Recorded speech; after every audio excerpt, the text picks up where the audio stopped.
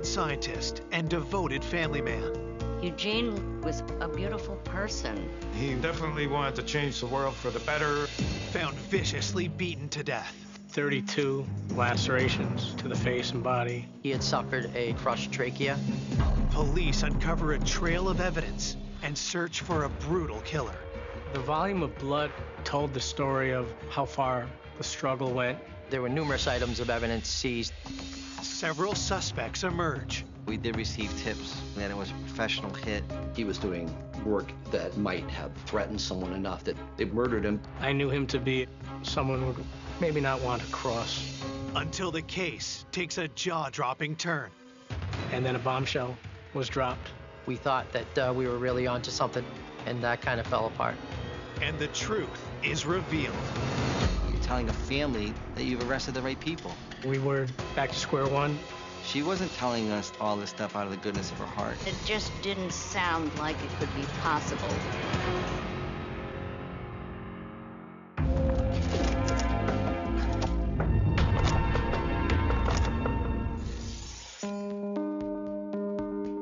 Norwich is a small city in eastern Connecticut, known as the Rose of New England. The city of Norwich is an old mill town. It's not as affluent as the rest of Connecticut. There's poverty here, there's hard luck here. But overall, it's a good city. It's one of those places that doesn't change much. But on the night of May 14th, 2004, Norwich was shaken to its core by a horrible crime. 911. I was coming here to look at an apartment and there's someone laying on the ground. He's not moving and he looks like he's dead. Police and paramedics race to the scene. They found a white male in his 50s. There was a lot of blood. It was a horrific scene. And the paramedic indicated that the unresponsive person was deceased. Upon arrival at the scene, we could tell that there was a vicious beating with numerous strikes to the face with some unknown object. He had suffered quite a lot of injuries to his face and neck. And there was a pattern on his clothing. It looked like it may have been shoe impressions. There may have been a case of someone either stepping or stomping upon the victim. The victim's shoes were missing, a wallet, and some other items were missing that he would have normally had. The missing items suggest a robbery, but what explains the viciousness of the attack? The volume of blood told the story of how far the struggle went from the side of the house to a car parked in the driveway. The violent struggle had moved throughout the backyard to the location where the body was found. There's always a possibility that it was a random crime, but the manner of death did raise our suspicions about it being possibly more of a personal nature. The forensic team gets to work. They collected the blood, hair, fiber, evidence, anything that they could find at the scene.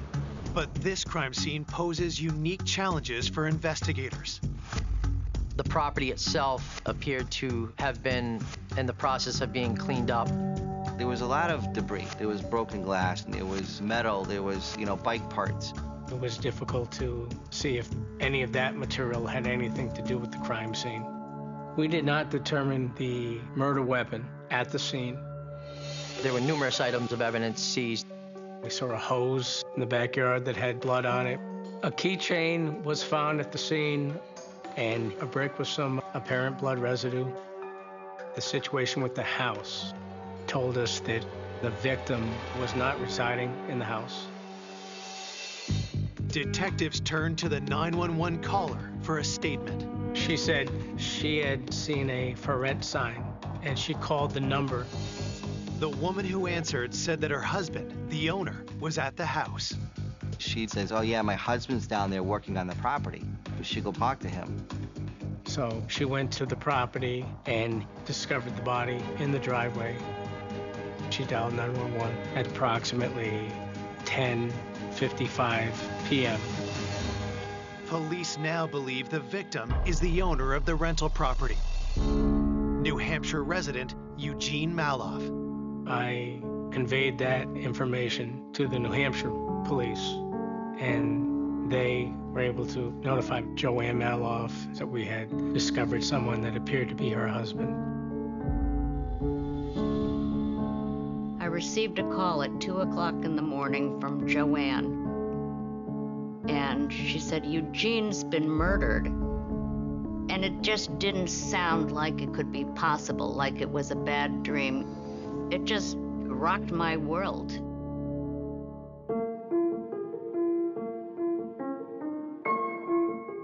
"56-year-old Eugene Maloff was born and raised in Norwich.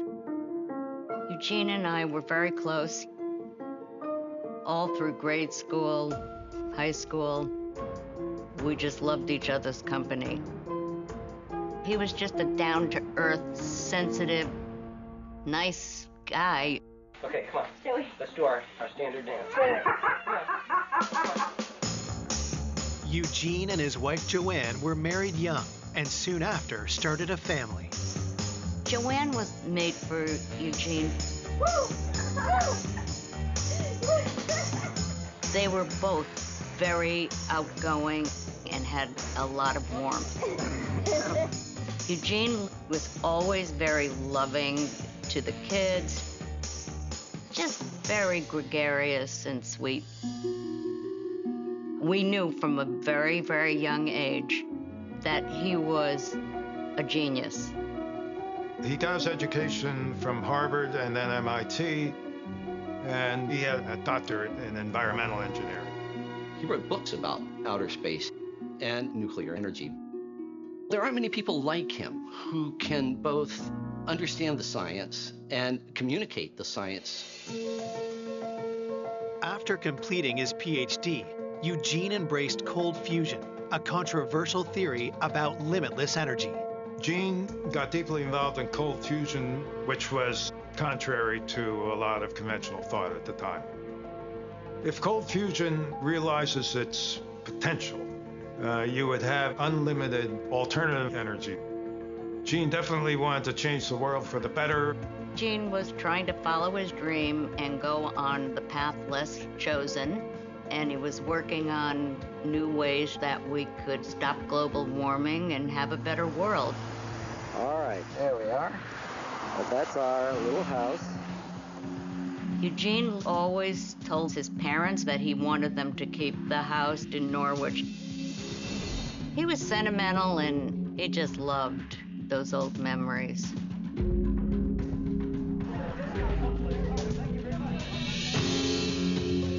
Now, the house that held Eugene's fondest memories had become the scene of his family's worst nightmare. That was the house that he grew up in, and although he moved to New Hampshire, he had kept the family property and had rented it out for years. Detectives call Eugene's wife, Joanne, and question her about her husband's last known movements. She said on this particular day, he had come down to clean up the property, making sure that it was all suitable for renters. And he had a dumpster delivered. Joanne Maloff had spoken to her husband earlier that afternoon, and in fact, she had expected he would be home in New Hampshire by 9 o'clock or so that evening. Police learned that Eugene had driven his minivan to Norwich that day. She described the van, and it had some unique markings on it, and also had New Hampshire plates. Mrs. Maloff said the van should have been on the property. But there was no van in the driveway. The first thing you're thinking of is that the killer had taken off with Mr. Maloff's van. He's a family man murdered and brutally beaten. I think that shocks the conscience of any neighborhood. We felt that whoever was driving that van was complicit with the homicide of Dr. Maloff. Coming up, investigators uncover conflicting evidence. They had been involved in a theft of a motor vehicle and some kind of violent struggle. Blood was sent to the laboratory, but there was no match. It wasn't logical. And disturbing secrets. I realized that there were people out there that weren't happy with Jean. Whose blood is that and where did it come from? He wanted to commit suicide and was shaking and hyperventilating. Some of the things regarding her whereabouts on the night of the murder hadn't added up. I had to accept it, but it was a terrible thing.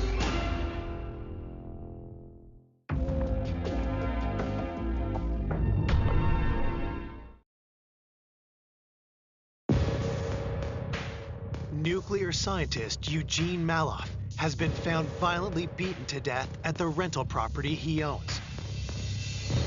And police suspect the killer fled in his van. We put out a bolo, be on the lookout, to all the local police departments for the van. While detectives wait for news on the van, they interview neighbors. The purpose of the neighborhood canvas to try and figure out when was the last time Mr. Maloff was seen alive. We spoke to a neighborhood friend of Dr. Maloff. He indicated that he had seen him mowing the lawn earlier that day, and nothing was suspicious at the time. He did indicate that at about 8:30 p.m. that evening, the van was not there, which gave us a time frame to start working with. Dr. Maloff had been mowing the lawn. Everything had grass cuttings covering it, from abandoned bicycles and debris on the ground, but there wasn't a stitch of grass on these keys. So we believe that those keys were dropped after Dr. Maloff had mowed the lawn, which would have been sometime around the time of the homicide.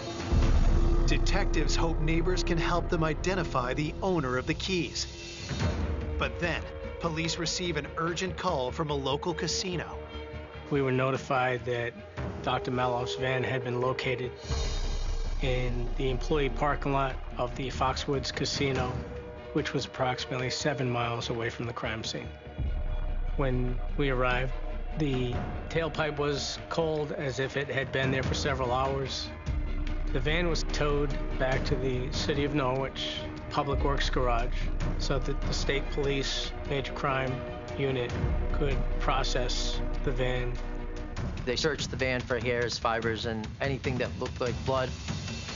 They didn't obtain any fingerprints from the door handles or steering wheel, which indicated to us that the driver quite possibly was wearing gloves. Investigators hope security footage will help them identify the driver of Eugene's van. It was a hazy, foggy evening, and we weren't able to gather much evidence at all from the cameras at the Foxwoods Casino. With the killer still at large, police turn their attention to Eugene's wife, Joanne, in New Hampshire. Probably a 3-hour drive from New Hampshire to the crime scene. The Maloff family, they had alibis, and they were not suspects at this time.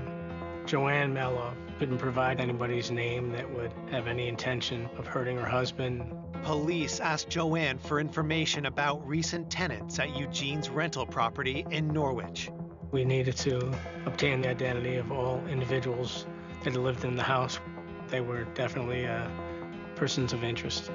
Joanne Maloff told us that Jean had evicted Pat and Roy Anderson approximately 2 weeks prior to the murder.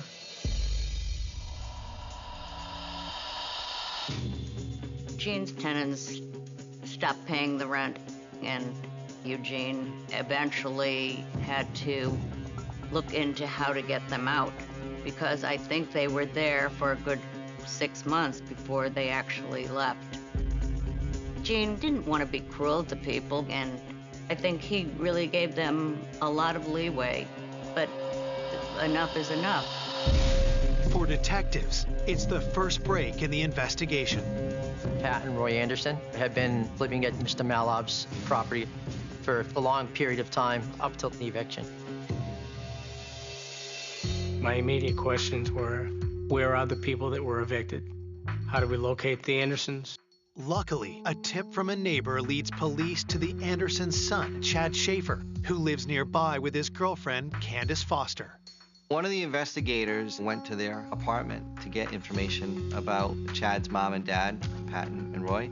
Purpose of his interview was to determine whether or not the Andersons had seen Gene Meloff on the property, if they'd seen him, when they had last seen him. Chad claims that his parents had not seen Eugene since he served them the eviction notice. Chad Schaefer said there were no hard feelings between the Andersons and Gene Meloff. Police asked Chad for his whereabouts on the night of the murder. Chad and Candace indicated that they were both home with their newborn on the night in question, and that was their alibi. Chad cooperates with police and provides them with his parents' new address. I subsequently went out to Pat and Roy Anderson's new rental out in Montville, Connecticut, and interviewed them about Gene's death. Pat Anderson, she corroborated Chad Schaefer's assessment that when they were evicted, they moved on and there was no feelings of animosity between themselves and Gene Meloff. Detectives still want to know where the Andersons were at the time of the murder. Patricia Anderson worked in a nursing home. Ian said she was at home after working previously during the day. Police ask Roy point blank if he has an alibi around the time that Eugene was murdered. He indicated that he had worked from 5 p.m. to 1 a.m. in the morning out at the Foxwoods Casino. And Dr. Meloff's van had been located in the employee parking lot of the Foxwoods Casino. That was very suspicious to the investigator. From the crime scene to the Foxwoods Casino parking lot, it's not far, a 15-minute drive. And then you think that maybe this eviction thing was a personal thing. And we have as investigators to figure out who did it so that person can be held accountable.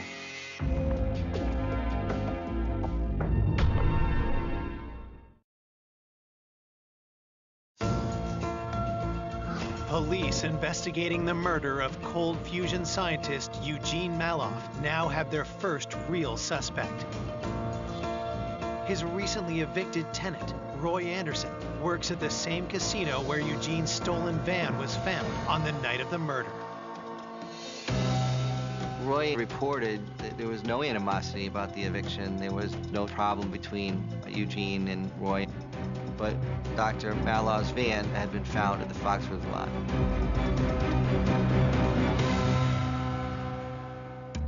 Angered by the eviction, had Roy killed Eugene in revenge? We got a list of names of employees that night, and we verified that Roy Anderson was in fact working from 5 p.m. until 1 a.m., and that provided him with a pretty solid alibi that he was not within the city of Norwich at all.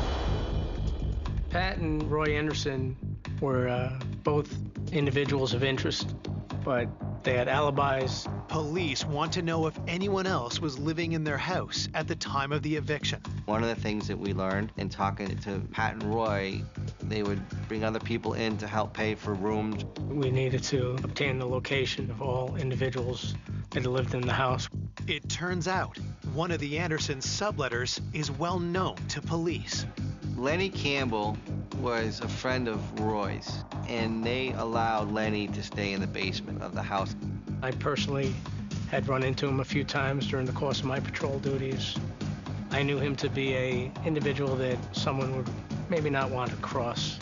The Andersons, when they were evicted, Lenny moved out with them to their new place. Police want to speak to Lenny, but the Andersons say he recently packed up and left without an explanation. He moved out shortly after Eugene's murder, and investigators thought it was suspicious. When police try to track Lenny down, they find he's moved out of state. Lenny Campbell was working on a farm up in Massachusetts. Lenny denied ever even having contact with Eugene Meloff. Lenny isn't talking, and there's no evidence connecting him to the crime scene.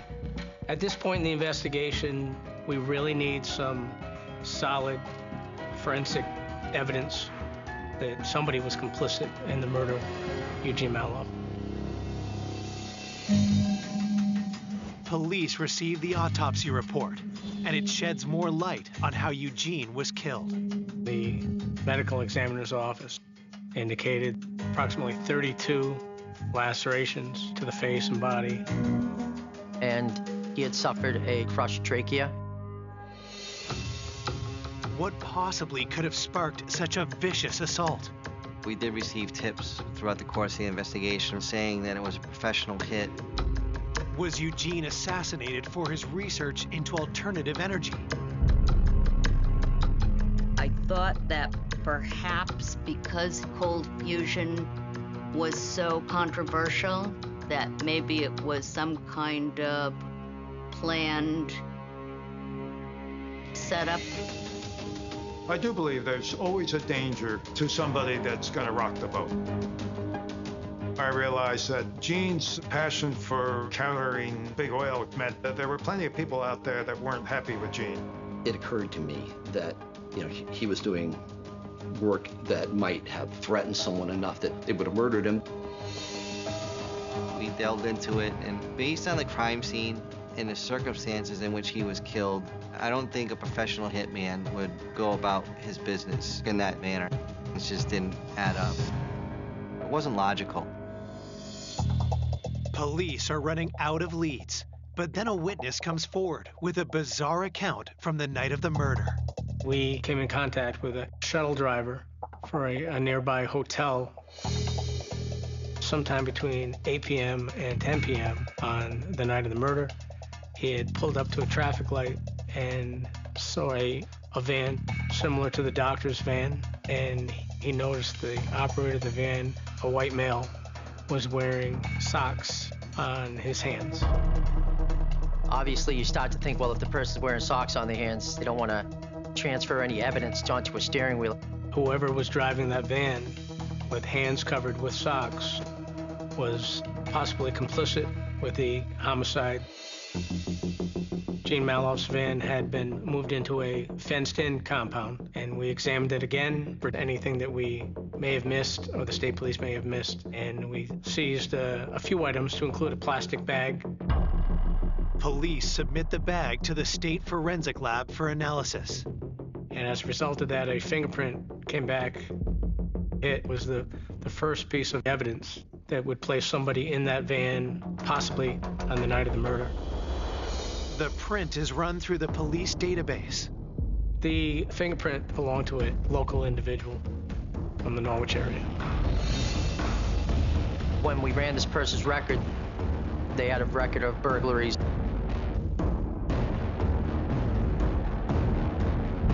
He was the type of guy that wouldn't have any problems breaking into your car.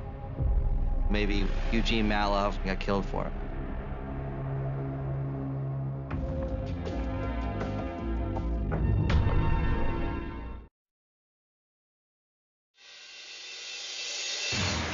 Police have a fresh lead in the murder of Eugene Maloff.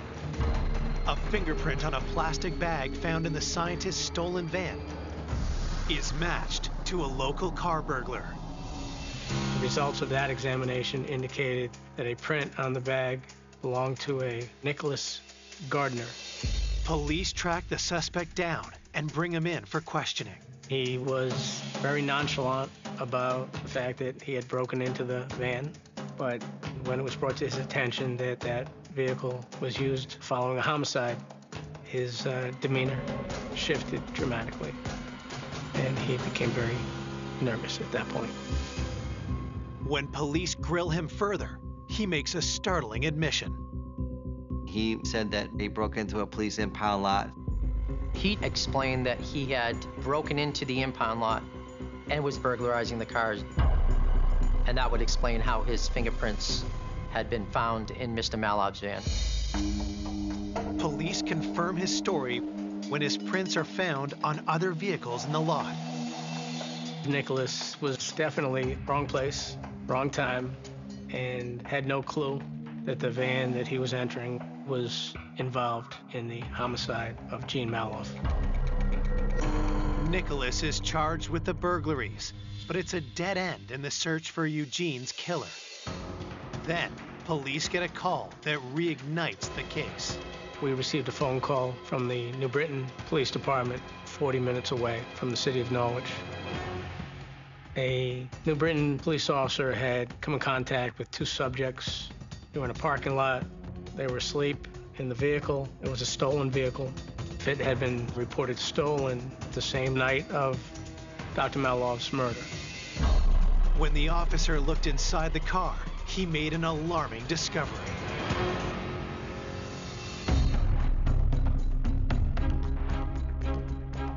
They had been found with blood inside their vehicle. And so obviously the first inclination is, whose blood is that and where did it come from? The men are arrested and taken to the station. When they were taken into custody, they were identified as Joseph Riley and Gary McAvoy.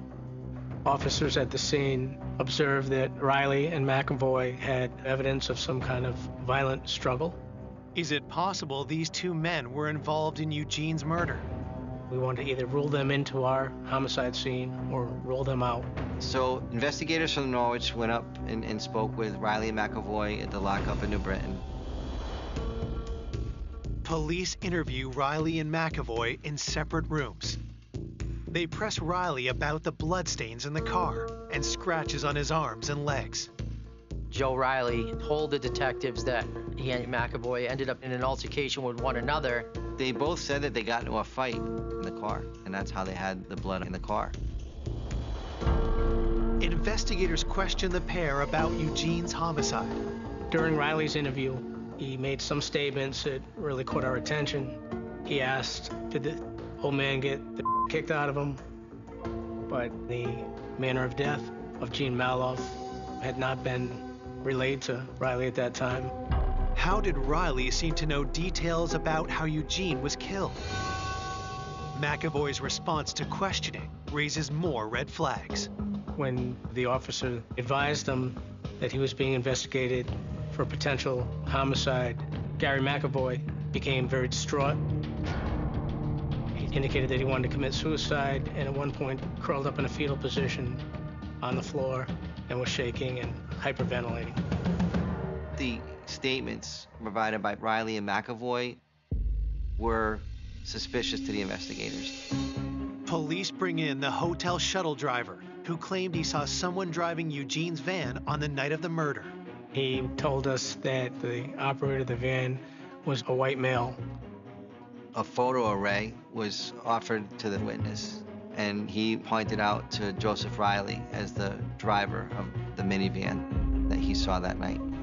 Police now have a witness placing one of their suspects inside Eugene Malov's van on the night he was murdered. Riley and McAvoy had been involved in a theft of a motor vehicle and a burglary, and they did have evidence of violent struggle, and the witness picks Riley out of a photo lineup. Police still lack physical evidence, so they obtain the men's DNA to compare to samples collected from the crime scene and the van. Evidence was sent up to the Connecticut State Police Forensic Laboratory. When results come back, it's a major break. We received a phone call from the forensic lab saying that the hair in Mr. Malov's van was a match to Mr. McAvoy. Okay, well, that's a blockbuster. We had solid forensic evidence, and we're going to move forward with a warrant. Riley and McAvoy are charged with Eugene's murder. I was happy for the family that maybe they'd get some closure on this case. But then, investigators received a disturbing call. We thought we were on strong footing based on the solid forensic evidence from the van, and the case was going to move forward. And then a bombshell was dropped.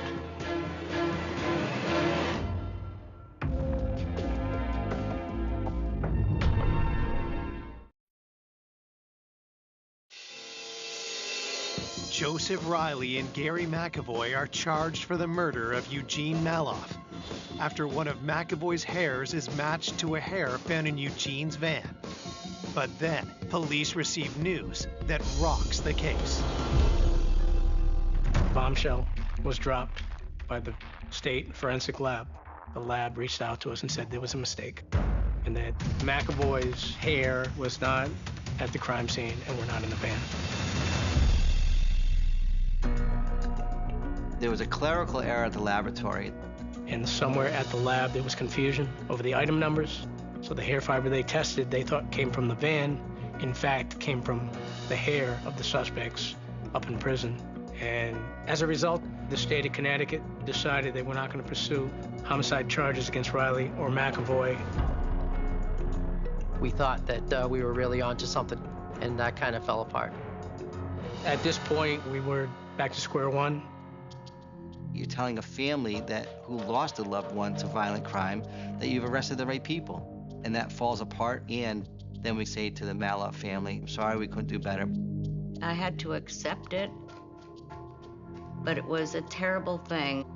I would cry on the way to work, and I think when you go through a tragedy, your world becomes very small. Joanne was very upset, and I saw her break down once when we were going someplace. I was following her, and she lost her way.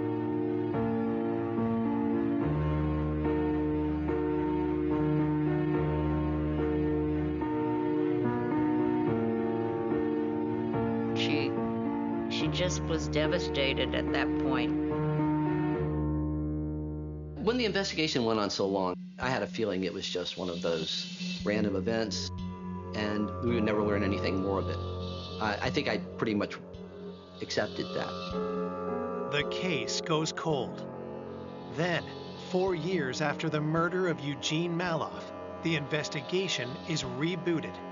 Determined to solve the crime, Norwich PD assigned new resources to the case. They put a task force together, and I was assigned to work with the state's attorney's office, along with Detective Terry McFadden. Detective Curtis and I picked up on the case and basically started from day one. Cold cases are just cases that take longer to solve than others. It was a fresh start, and it let us get to work on finding out who the real killers were. We had met with the Maloff family and just told them that we were trying to get justice for Eugene, and we were able to secure a reward for information about Mr. Maloff's homicide, and that's not typically seen in every homicide. The reward is advertised on a large billboard near the interstate. We worked with the family, and we came up with the best design possible and put a billboard up where we thought that the most people would see Eugene's face and see our message to the public saying we needed help with this investigation. After just a few weeks, the billboard starts to bring results. The day I won't forget in this case is when we had a witness come into the police department and explain to me that they had direct information related to the death of Eugene Maloff. The witness claims to know Candace Foster and Chad Schaefer. Chad is the son of the Andersons, the tenants Eugene evicted. Jill Sebastian was friends with Candace Foster and Chad Schaefer, and had actually lived with them around that time of Mr. Maloff's murder. She began to tell us about how when they would see reports about Mr. Maloff's murder on the TV, Chad would start getting kind of antsy. And Candace had mentioned to Jill about Chad coming home with bloody clothing around the time of Mr. Maloff's murder. Investigators are stunned by Jill's statement, but police have no evidence connecting Chad Schaefer to the crime scene. Early in the investigation, an investigator went to Chad and Candace. They said that on the night of the murder, they had stayed home and there was no evidence to support any connection to Eugene's death. Police are eager to corroborate Jill's story. Her boyfriend, Keyshawn, agrees to give a statement. Keyshawn told us that Chad Schaefer confessed to Keyshawn that he had killed Eugene Maloff.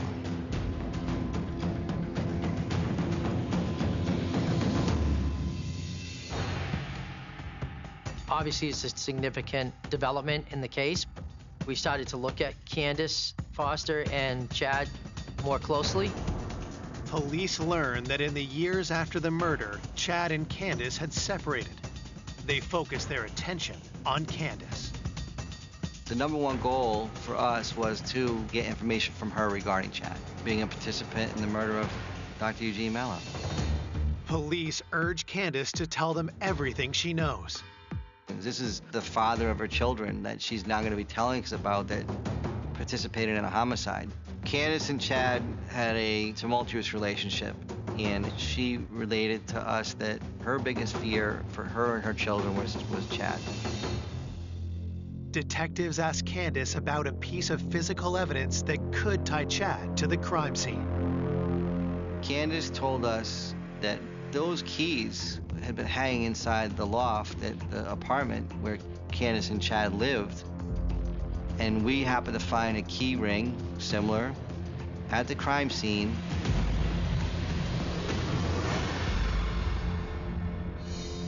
The information is damning, but investigators suspect that Candace is hiding something. Some of the things that Candace had said regarding Chad or regarding her whereabouts on the night of the murder hadn't added up. We had to let Candace know that she would have to come clean and explain to us everything she knew about the murder. When we interviewed her, a little bit of information would come out, and then a little bit more information would come out. And then it reached a point where Candace did tell us someone other than Chad was involved in Mr. Maloff's murder.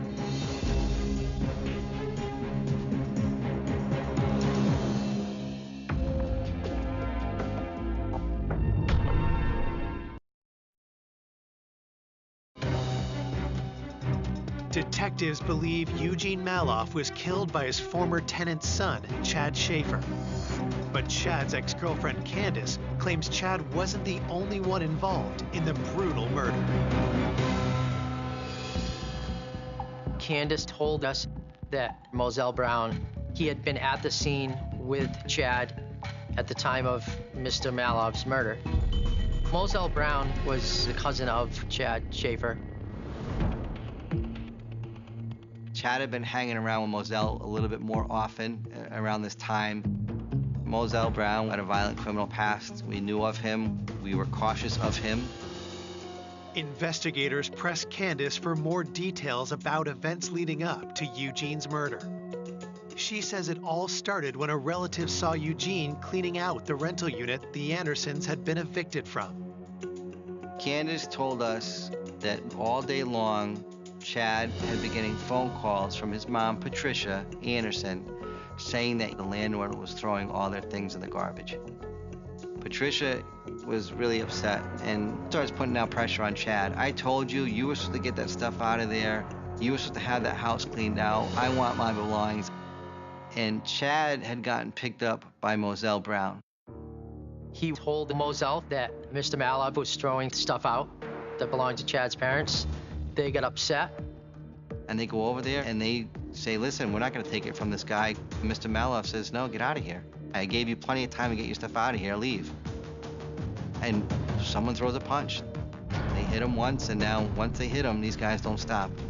They just start beating him.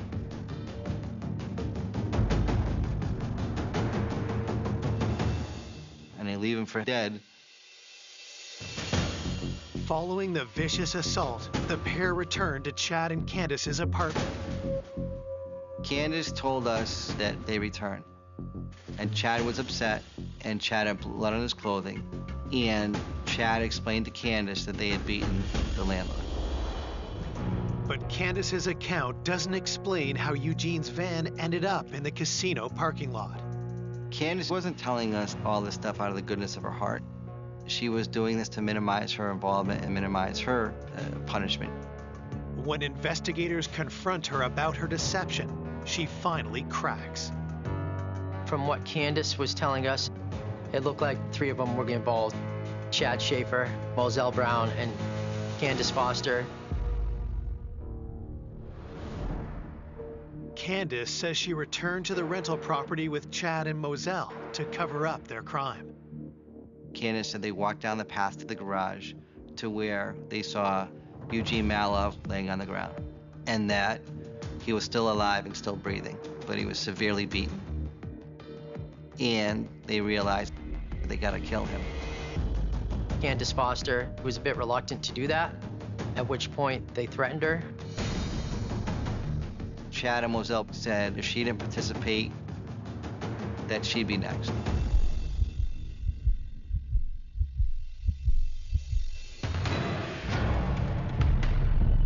It was a vicious beating with numerous strikes to the face with some unknown object. And at that point, Eugene's still alive. And that's when Moselle steps on his throat until he stops breathing. After killing Eugene, Chad, Moselle, and Candace staged the scene to throw police off their trail. They wanted to make this look like it was a robbery, and part of that was that Candace drove the van and dropped it off in the casino parking lot. With Candace's story, investigators believe they have enough evidence to charge Chad and Moselle with murder. They arrest Chad Schaefer first. When the news came through that they actually had an arrest, it was a shock to find out that Gene was killed by a son of a disgruntled tenant. It just seemed unfair. When investigators track down Moselle Brown, they find out he's serving time in Ohio for another crime. We extradited him back to Connecticut to face charges for the killing of Eugene Maloff. I believe the X factor was Moselle.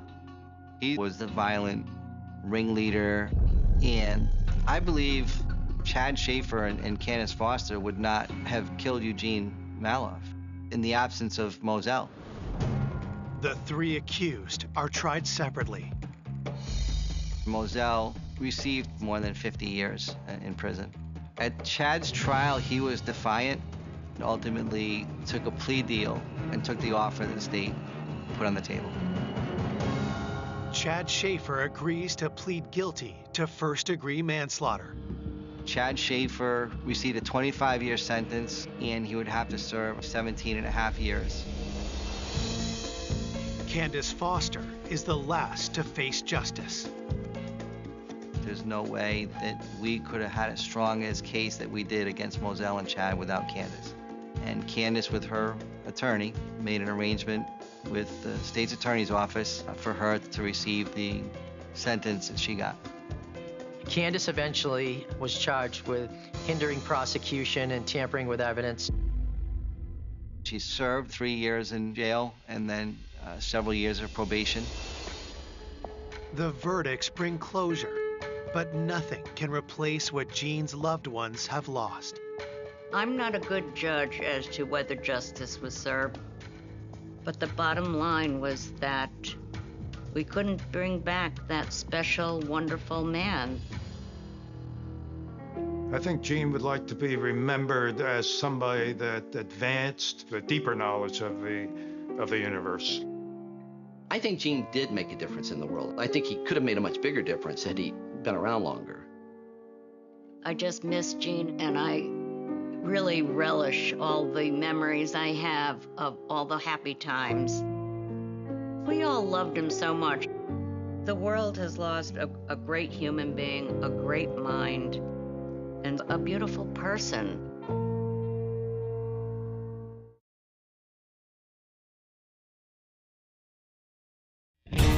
A loving husband and father with so much to live for. He did everything for his family. He was an amazing daddy. He loved life. He loved to be happy. Is ruthlessly gunned down at home in front of his wife. When he was laying there on the floor, nothing can prepare you for that. They stood over the victim's body with a shotgun and delivered a fatal blow. This wasn't just a random killing. This was an assassination. Police tracked down several suspects. She was absolutely the possible person who was involved. She had all the motive. He began bragging about other involvements that he had had with acts of violence. And we knew that he and the victim had some bad blood between them. Just when police think they might never catch the killer, We were pretty frustrated, and the wind was kind of taken out of our sails. The case takes a mind-blowing turn. She sang like a songbird. He had been in possession of the guns used. And law enforcement was pretty stunned by that. To reveal a killer no one imagined. This is unbelievable. It was someone that if you passed on the street would look as innocent as they come. The darkest, blackest soul.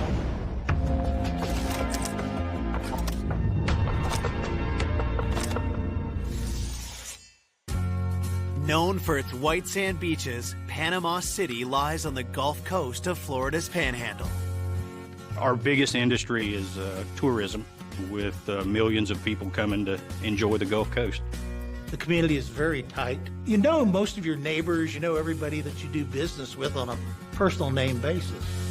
But in the early hours of October 6, 1998, the town's sense of safety is rocked by a chilling 911 call. At 3 o'clock in the morning, there was a call from a woman that her husband had been shot and killed. There was a lot of shots. I ran back to the bedroom. The killer wasn't in the house. He was coming after us. I literally thought everybody was gonna die, and I was so scared. Police raced to the home, expecting to encounter an active shooter. Their first thought is clearing that house, making sure that the killer's not still in the house. As the officer entered, the first thing that he noticed was the victim's body in the kitchen area. When they started calling out that they were the police and they were there, the wife was in a bedroom. She had retreated to seek safety for her and her children, which were still in the house. This is all just happening so quickly. I don't know how I'm supposed to trust that whoever's out there is not the killer. Officers find no sign of the gunman and assure Angelica it's safe to come out of the bedroom. The wife came out and she was very, very hysterical. When they walked me back out, when he was laying there on the floor, I knew he was gone. You have somebody murdering your husband and shooting you, all in seconds. Nothing can prepare you for that. Angelica identifies the man as her husband, 30-year-old Ron Stovall. The children were taken to Ron's parents' house. They didn't live too far away. And the victim's wife went to the police department where we could talk to her. With Angelica and the children out of harm's way, detectives can examine the crime scene. As a responding detective, I go in and start looking around. Ron, the victim, he had been shot 3 times in the back, once in the hip, and there was a shot to the back of the head. Investigators find an important clue close to the victim's body. There were some bloody footprints there on the floor. Part of those footprints had what looked like the letter H, 2 H's kind of next to each other on the sole. Whoever was wearing that shoe had perpetrated at least part of the crime because they would have been standing in the victim's blood and then exiting the residence following the homicide. The Stovall's front door also reveals how the murder unfolded. We could see her husband was shot outside, and then the killer shot through the door, and he got into the house, and he had shot Ron in the back of the head. As daylight breaks, a forensic team scours the outside of the home. They found a handgun projectile out on the sidewalk near the driveway. The killer shot what clearly looks like a handgun round to the lower extremities, and then you have a shotgun round to the head. This was overkill. They stood over the body and delivered a fatal blow.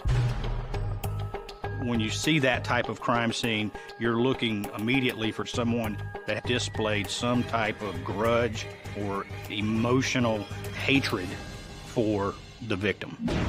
While forensics wrap up their investigation at the crime scene, detectives head to the police station to speak with Ron's wife, Angelica.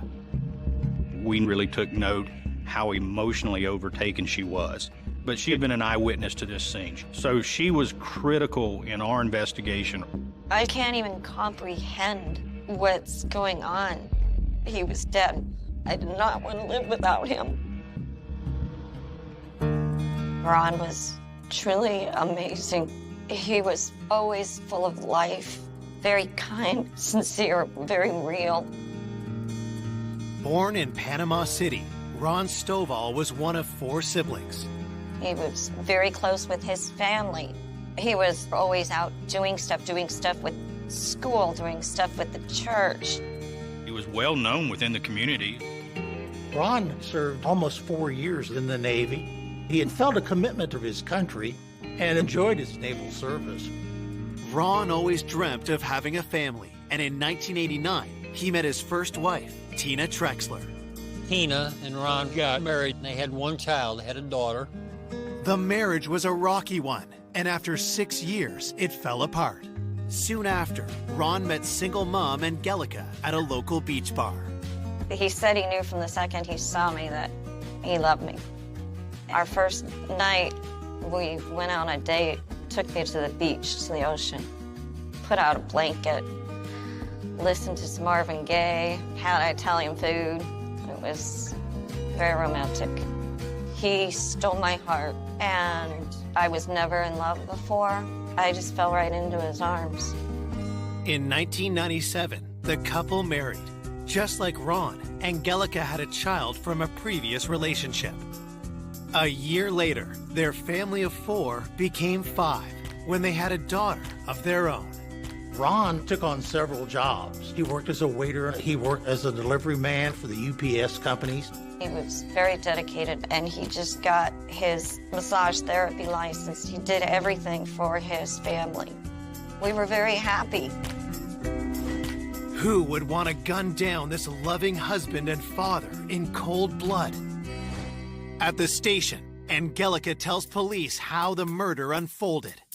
I was able to tell the cops everything I knew, and I didn't try to hold anything back. Ron got up at about 3 o'clock every morning, and I would get up and make his lunch for him to take to work. She explains how Ron left the house and was suddenly ambushed. There were some shots. I didn't know what was going on. He collapsed on the ground, and the killer tried coming through the door, so I was fighting with him. He got his hand through it. I grabbed the gun, and he opened the door with his hand, and I looked down that barrel of that silver gun, and he shot it. The bullet just misses Angelica. I ran back to the bedroom. As Angelica shares more details about the deadly attack, detectives gain important information about the killer. She described him as male, brown eyes, brown hair, and that he had some type of facial hair, possibly a mustache. She indicated hearing the assailant say to Ron as he was delivering the fatal gunshot wound, "This is for her." It sounded very evil. Angelica tells police she doesn't know the meaning behind the killer's words. We need to find out who her was, and we needed to find out what made this so personal to her. Well, this wasn't just a random killing. This was an assassination, is what it was. Investigators ask Angelica who might want Ron dead. Immediately, she went to Tina, his ex-wife. Ms. Stovall indicated that the relationship between Ron and his ex-wife was volatile. There was a custody issue over their daughter. Things got a little bit more sticky with the custody setup, and Ron was filing for full custody of the child. Could the bitter custody battle have turned deadly? This was an enormous red flag for us as a team. Whoever her was may have in fact had to do with his ex-wife. It's probably one of the worst situations we ever deal with, is with a man and woman and children involved. It will just about make a person do anything. Coming up, police uncover a key piece of evidence. He brings out a shotgun round that is similar to the one that we've recovered from our crime scene, leading to a disturbing plot. The photo identification that made him a prime suspect. It was his eyes. What I saw was the same person. And a sickening betrayal no one saw coming. They planned this whole thing. None of us had ever worked a case like this. I do not understand how somebody can have so much hatred.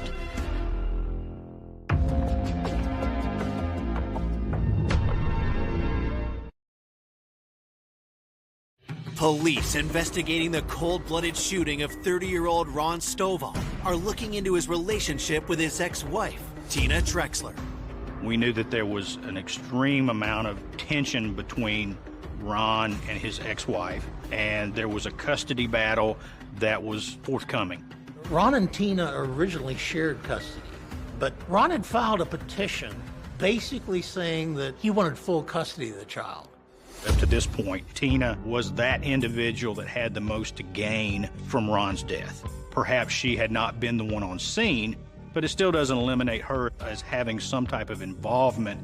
This looked like certainly an intentional and a premeditated killing. Might have been a killing for hire. Detectives speak to Ron's friends and family to get a clearer picture of the animosity with Tina. When Ron remarried, it was okay, but not really okay. Tina, as well as her family, did not like the new wife, and the situation deteriorated between all of them. As Ron and Angelica's family grew, Tina's behavior appeared increasingly erratic. Tina began feeling that Ron was trying to work Tina out of the picture as the mother, and so that had really kind of amplified the rub and the tension. There was all this, crazy fighting, and it was too hard for his daughter. We were just concerned. This custody hearing was coming up in about 2 or 3 weeks from when this incident happened. Tina was absolutely a possible person who was involved in this murder. She had all the motive. Could the custody battle have driven Ron's ex-wife to murder? Investigators bring Tina in for an interview. One of the things that was most alarming when we sat down with Tina was that there was no remorse, no emotional activity on her part, that she was even concerned that he was dead. When investigators ask about her relationship with Ron, Tina's answer is surprising. We knew there were a lot of hostilities, but when Tina was interviewed, she kind of painted that the relationship with them was cordial, it was friendly. It's a red flag for us as investigators because she's already showing signs of deceit. With suspicions raised, detectives grilled Tina about her whereabouts in the hours leading up to Ron's murder. She told us the night before the homicide, she had went to work at a local restaurant. She was a bartender. She got off sometime between 11 and midnight. She had went home and sat and watched TV with her mother. Then after that she had went to bed, and at the time of the homicide itself, she had been home asleep. Before police can press Tina further, the interview is interrupted. Her mother had hired a lawyer for her. The attorney made contact with Tina and immediately ended the interview. Unable to finish questioning Tina, detectives look into her alibi. Police were able to establish that she had been at work that night till 11:30, 12 o'clock. Investigators also speak with Tina's mother, Ann Trexler. She was the grandmotherly type and was helping Tina get back on her feet and help her get through this divorce. And come across as a very down-to-earth, nice lady, a housewife, and she confirmed that Tina had been at the house with her watching TV. Though Tina's alibi checks out, police still theorize that she could have hired someone to kill her ex-husband. We conducted a preliminary investigation into her financial records. Everything was consistent with that of just a working-class individual making normal purchases. 1 week into the investigation with no concrete evidence pointing at Tina, police look for other suspects. They quickly discover Tina wasn't the only one in a dispute with Ron. Tina had a boyfriend. His name was Adrian Harris, and there had been some confrontations between Ron and Mr. Harris regarding the way Ron was treating Tina. And in fact, at one point, there had been some threats made on Harris's part. Had Adrian decided to confront Ron, leading to deadly consequences. As we began looking into Mr. Harris, whether he was paid to do it or whether he did it on his own, we weren't sure, but the concern was that he may have perpetrated this to make good with Tina for the purpose of helping her Investigators tracked down Adrian over 900 miles away near Baltimore. When we talked with Adrian, he did acknowledge that there was some bad blood between the two of them, but he really kind of downplayed the significance. The day of the murder, he told us he went to work. He had clocked in before 7:30, and the time of Ron's death was 3:30 in the morning. Detectives checked travel times between Baltimore and Panama City. There was not enough time to get to Panama City from several states away to do the murder and go back home. While Adrian is ruled out, someone close by catches the investigators' attention. We talked to his roommate, Guy McInvale. When the officers went to talk to Adrian's roommate, they discovered the description of the killer that Angelica gave to the law enforcement. The roommate fitted quite well. Guy McInvale had brown eyes, brown hair, and he had a mustache. Now we had another individual that we want to look at. Once we saw him, Guy fit the description. He was a roommate with Adrian Harris, and we knew that Harris and the victim had some bad blood between them. We thought maybe he went there to kill him. Is this the break police have been hoping for? Investigators rush to confirm if Guy is a true match for the gunman. We got pictures of him to show the victim's wife, Angelica. See if he could have been the one that she saw that night. Back in Panama City, detectives include the picture of Guy into a photo lineup. Angelica was an essential witness. She was a witness who can identify the individual that did the crime. Her photographic identification, it was surprising.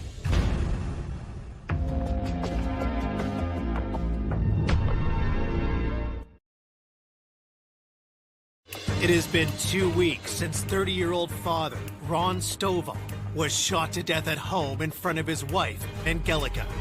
Now, detectives hope she can identify the shooter from a photo lineup.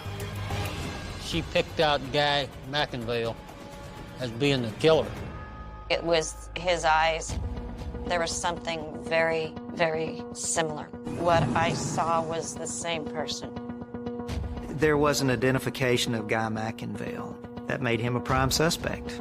We have Miss Stovall's positive identification of Guy as the individual that was in front of their house. There's a sense of relief that begins to sweep through the unit because you're finally on to a really developing hot lead. We want to now try to establish what type of physical evidence do we actually have between the victim, Ron, and Guy. Detectives get a search warrant and race over to Guy's Baltimore residence. They make a telling discovery. We search his items, and looking at me right square in the face was a pair of shoes consistent with the shoe impression that we had at the scene. So we're moving in the right direction. Police bring Guy to the local police station for questioning. Although we still were missing the key pieces of evidence, the guns and such as that, we really felt like we're starting to put together the edges of the puzzle. In speaking with Guy, what he provided us for an alibi was that he was in Maryland working. At the end of work, he went home, slept. The next day he got up, went to work, and so that was his alibi. Detectives check out Guy's story. We had had an opportunity to speak with Guy at his place of employment, and we were able to collect some video that correlated with his timeline of what he said. There was physically no way possible for him to have been here in Panama City at the time of the crime. It turned out that what Guy McInvale said to the police was correct. Guy had an alibi. Eager to further prove his innocence, Guy volunteers to take a polygraph. He successfully passed that. So we were able to clear Mr. McInvale. For police, it's a disappointing setback. We were pretty frustrated, and it's a roller coaster. It's one of those, now you're back in the lows again, and the wind was kind of taken out of our sails. Angelica wanted to help the officers along, but her perception at the time of the event was clouded by the terror, the trauma of the incident itself. I remember him being the same person. It stuck in my head like that, but I was wrong. It's difficult when you see something that quick that you can say, okay, this is the individual that did the crime. We thought we had this thing solved, but you just got to go regroup, see what you still have to do, and you just start from there. Desperate for new leads, investigators review Ron's autopsy report. The autopsy confirmed 2 different weapons. They told us that it was a .357 round that he had been shot with, plus the shotgun shell. One big thing we learned was that shotgun residue got in his face. We think that Ron was laying there on the floor, and this guy's saying this is for her, and he presses that shotgun to the back of his head, and Ron's looking at him when that went off. The forensics report contains another crucial detail that could lead police to the killer. These were close proximity rounds, and so we knew that this was something personal. And the shotgun shell was paramount. It was a unique round. We would be able to identify it. So that was a plus in our corner. Detectives shared details of the firearms with local law enforcement, hoping to track down their owner. We work so closely with the different police departments in the area.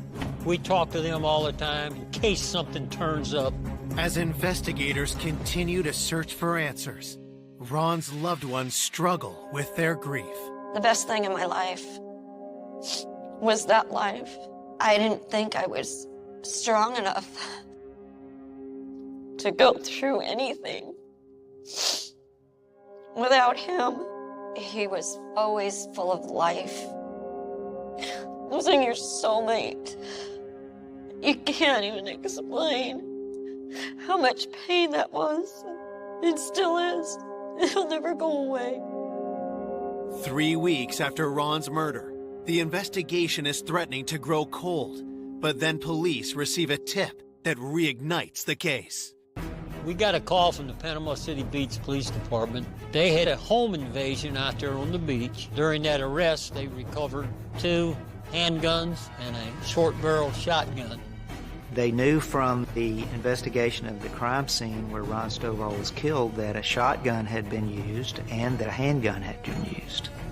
That coincides with what we're looking for. We wanted to go over the evidence they had and the circumstances. Could these be the weapons connected to Ron's murder? The gentleman that they arrested, we started looking into him and looking at his background and everything. And he had a pretty lengthy criminal history, had actually been linked to some murders in the past. He really caught our attention. This turned out to be a big break.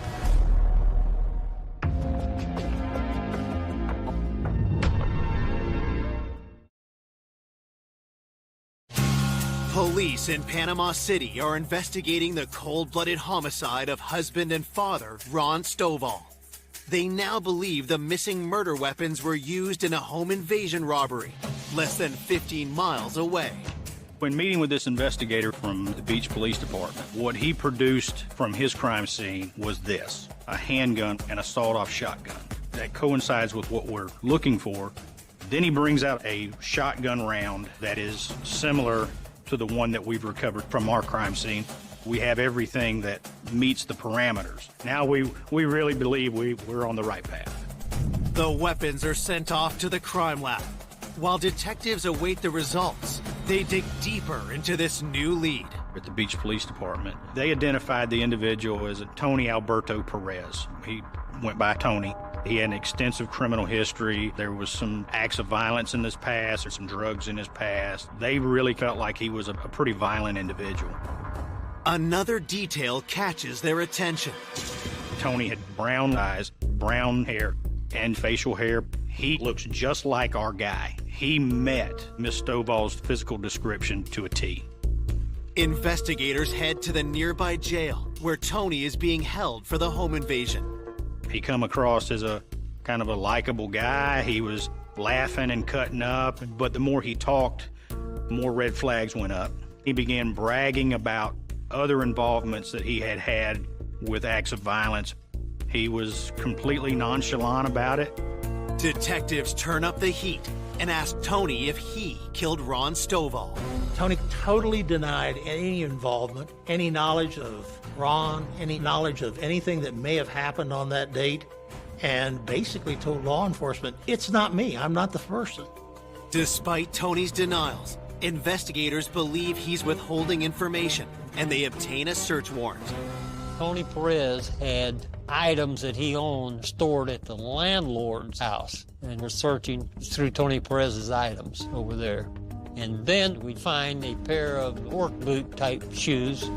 While inspecting the footwear, detectives notice a key detail. Those work boots had what looked like the letter H, two H's kind of next to each other on the sole. It looked like what we had found at the crime scene. And we got those sent right off to the lab. As police hunt for more incriminating evidence against Tony, the ballistic results come back. And we actually got confirmation from the Florida Department of Law Enforcement that the guns collected that Tony had been in possession of matched perfectly ballistically to the rounds that we had recovered from our scene. That evidence right there is one of the biggest things you could have in any murder case. You can find the weapons and find a person who has the weapons. That's major. So now that we can put Tony, at least the guns, at the scene, that gave us the ability to change gears with Tony. We had the information and ammunition that we needed to confront Tony about what really happened. Detectives head back to the jail to interview their prime suspect. As Tony began to kind of spin his version of what happened to Ron, now he acknowledged having a little knowledge of it, but he said that he had loaned his guns to someone else and that he didn't know what they did with them. He didn't have any involvement in it. But what he says is that he had heard Ron was dealing drugs, and that's why he was killed. We had already done a thorough background on Ron. We knew Ron was not involved in any drug business. We had talked to too many people. He was a happily married man trying to make it in life. That's what Ron was. Then Tony gave us information that would kind of put us on some individuals that might be involved, and we tracked those individuals down, and we were able to confirm 100% that they had nothing to do with Ron's death.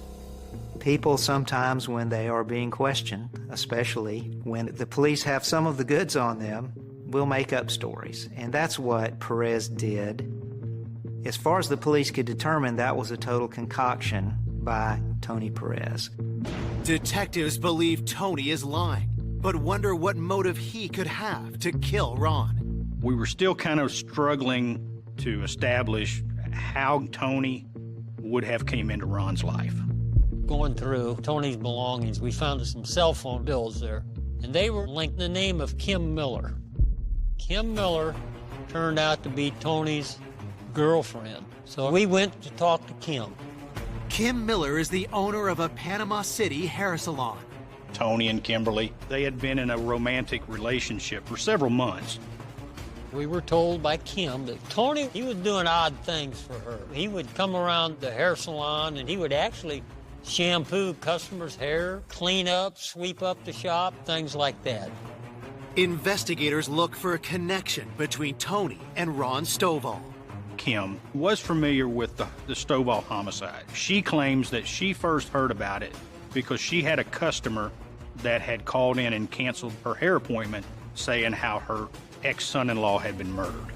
When detectives ask Kim for the customer's name, they receive a startling response. The connection kind of came out of nowhere and almost as a surprise. Kim's client is Ann Trexler, who happens to be Tina's mother. Tina, Ron's ex-wife.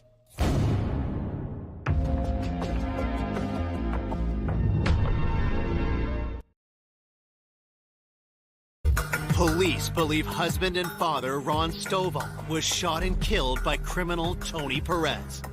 They're now exploring a potential link between Tony and Ron's ex-wife, Tina Trexler. When Kim Miller indicated that she styled Tina's mother, Ann Trexler's hair, and law enforcement was pretty stunned by that. Ann Trexler is the mother of Ron's ex-wife, Tina. We knew of the ongoing hostilities between Ron and Tina.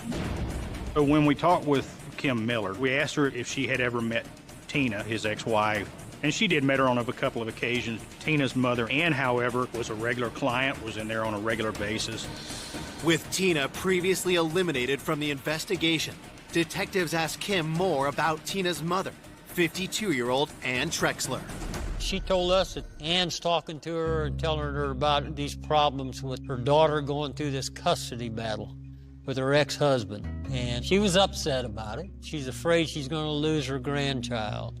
Ann had told Kimberly the Trexlers had to get a second mortgage on their home to provide legal assistance to Tina. Could the custody battle be the motive behind Ron's murder? At that point, we were trying to determine exactly who she was. She hadn't really been on our radar at all. We knew that she was Tina's mom. We knew that she was Tina's alibi at the time of this crime. Ann Trexler, no criminal history, supposedly a wonderful grandmother and fine Christian lady who would never be involved in something like this. Investigators contact Ron's wife, Angelica, and learn his custody dispute with Tina brought out a different side to his former mother-in-law. Apparently they had a good relationship when Tina and them were married, but it was just a constant battle over visitation rights. Always just such a fight with her. Looking to see if Ann could have anything to do with Ron's murder, detectives bring her in for an interview. When we talked to her, she stated to us that there was no way that she had anything to do with killing him. She did not want him dead. Matter of fact, she said she loved him. And then Ann Trexler wanted a lawyer. And once they get a lawyer, you're done talking. So we're kind of getting a heightened sense of concern as far as her involvement in the case, because she decided to basically not cooperate with the investigation. Having hit a wall with Ann, detectives get a breakthrough when forensics results arrive. We got confirmation that Tony's boot was consistent with the shoe impression that we had at the scene. Also, Tony had been in possession of the guns used. Now you've got a personal item putting him at the crime scene. At that point, we knew we had our shooter. That's a big piece of evidence right there. We were able to go back to Tony and present him with what we knew.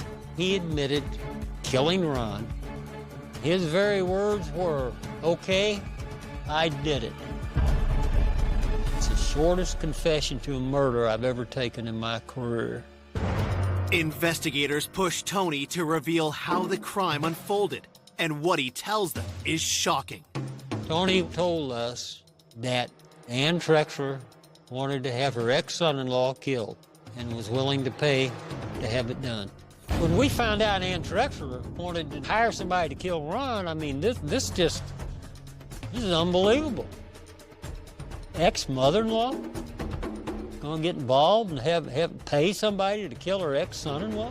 He had met Ann at the hair salon. She was complaining about Ron, and that the two of them had worked out a deal for Tony to kill Ron in exchange for about $10,000 to be paid to Tony. On November 10, 1998, Tony is charged with the first-degree murder of Ron Stovall. But the case is far from over. Detectives turn their attention back to alleged mastermind Ann Trexler. Searching for answers, detectives pull Ann's phone records. The phone records were a treasure trove of information. They showed a lot of phone traffic between Kim Miller and Antonio Perez and Ann Trexler. It clearly looks like Kimberly was the middle person between Ann and Tony. There were phone calls between the Trexler house and Kim Miller at strange hours of the night for strange amounts of time that could not be explained away by saying, "We're setting up our rinse and set."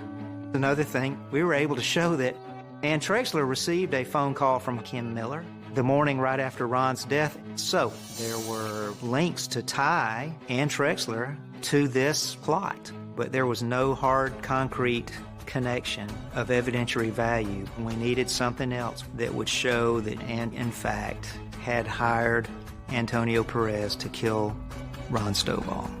Tony Perez, he says that he had come to an agreement with Ann Trexler to kill Ron. for $10,000. Detectives scour Ann's financial records for any signs she had commissioned Ron's murder. We have withdrawals from her banking accounts that coincide with when Tony says he was paid and the amount that he was paid.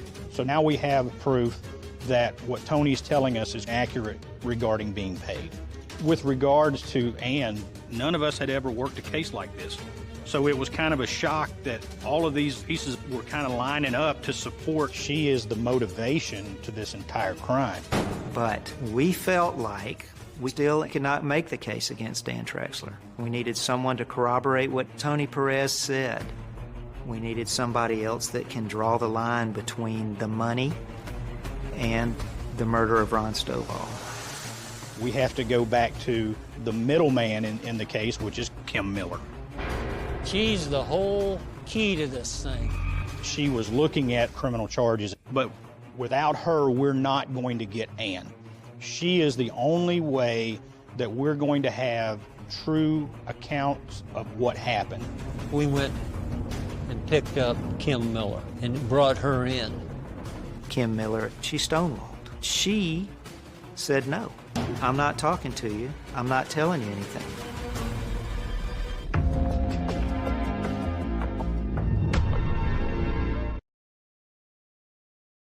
Investigators working the Ron Stovall homicide have charged shooter Tony Perez with murder and believe the mastermind is Ron's former mother-in-law, Ann Trexler. But to build an ironclad case, they need Tony's girlfriend and go-between, Kim Miller, to share what she knows.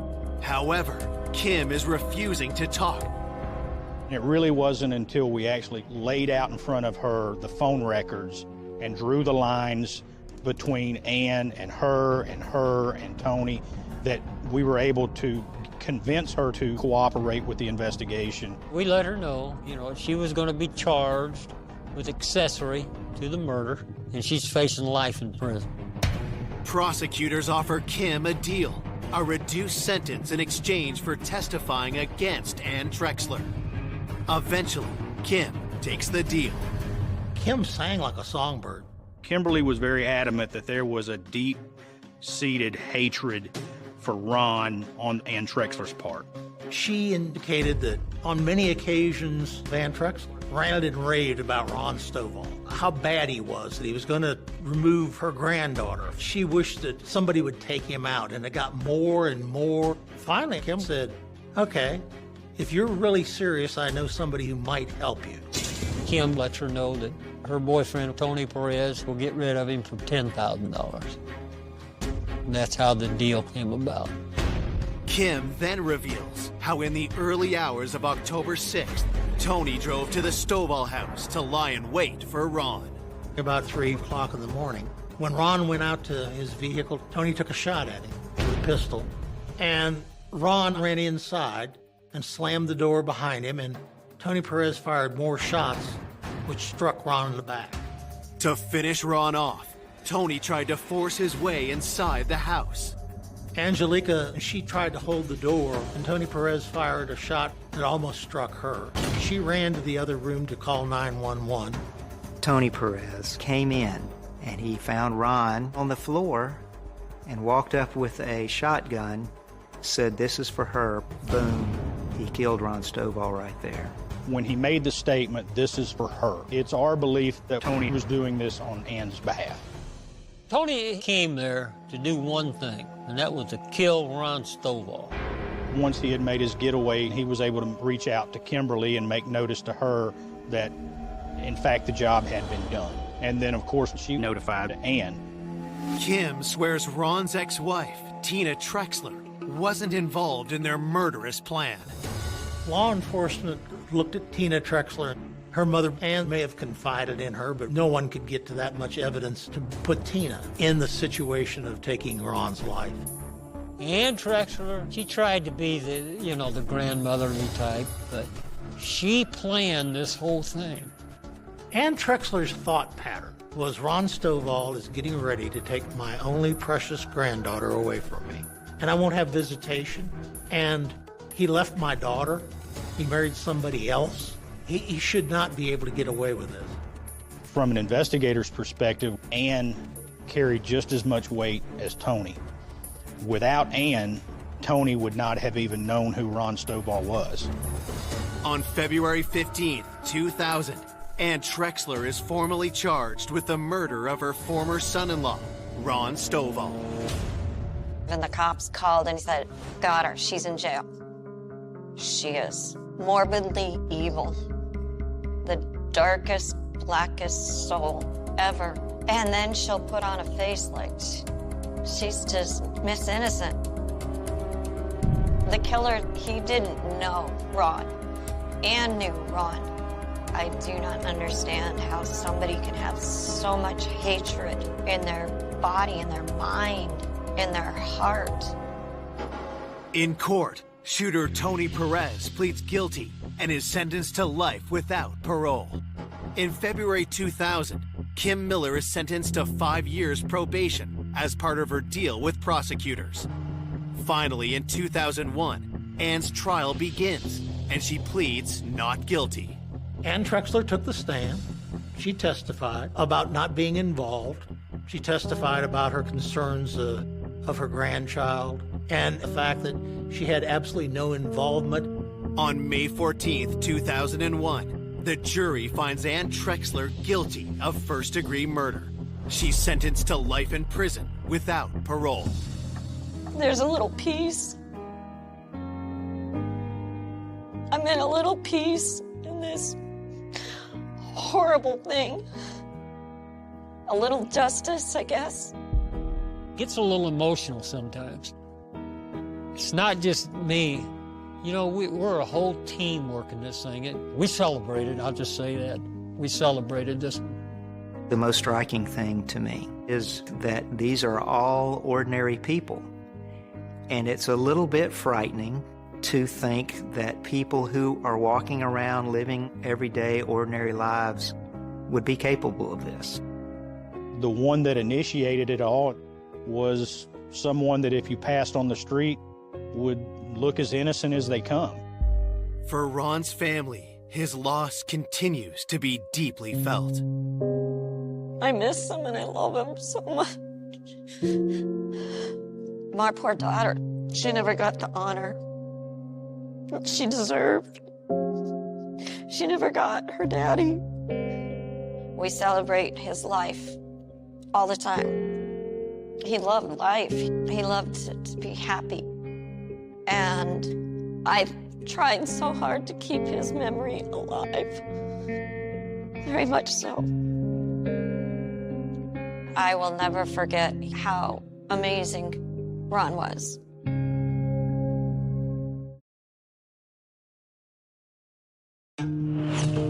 A young mother on the verge of a new beginning. She always used to talk about her wedding. She had everything planned out. She was gonna be living the life that she's always dreamt of having. Violently struck down. Not just homicide, but an act of rage. I had no idea why somebody would want to do that. Police chase a deranged killer down a sinister path. He was a big heroin dealer in Jackson. Someone burned the house down. Through a maze of twisted theories. Maybe this was a retaliation. That was probably self-induced. You mean suicide? Yeah. Until the case takes a mind-bending turn. He looked at me and said, "You have it all wrong." That person never was on our radar. Just an epic tragedy. I was almost in disbelief. That's just something that was entirely unexpected from the beginning. Until we try to rule them in or rule them out, I don't know that any of us are safe.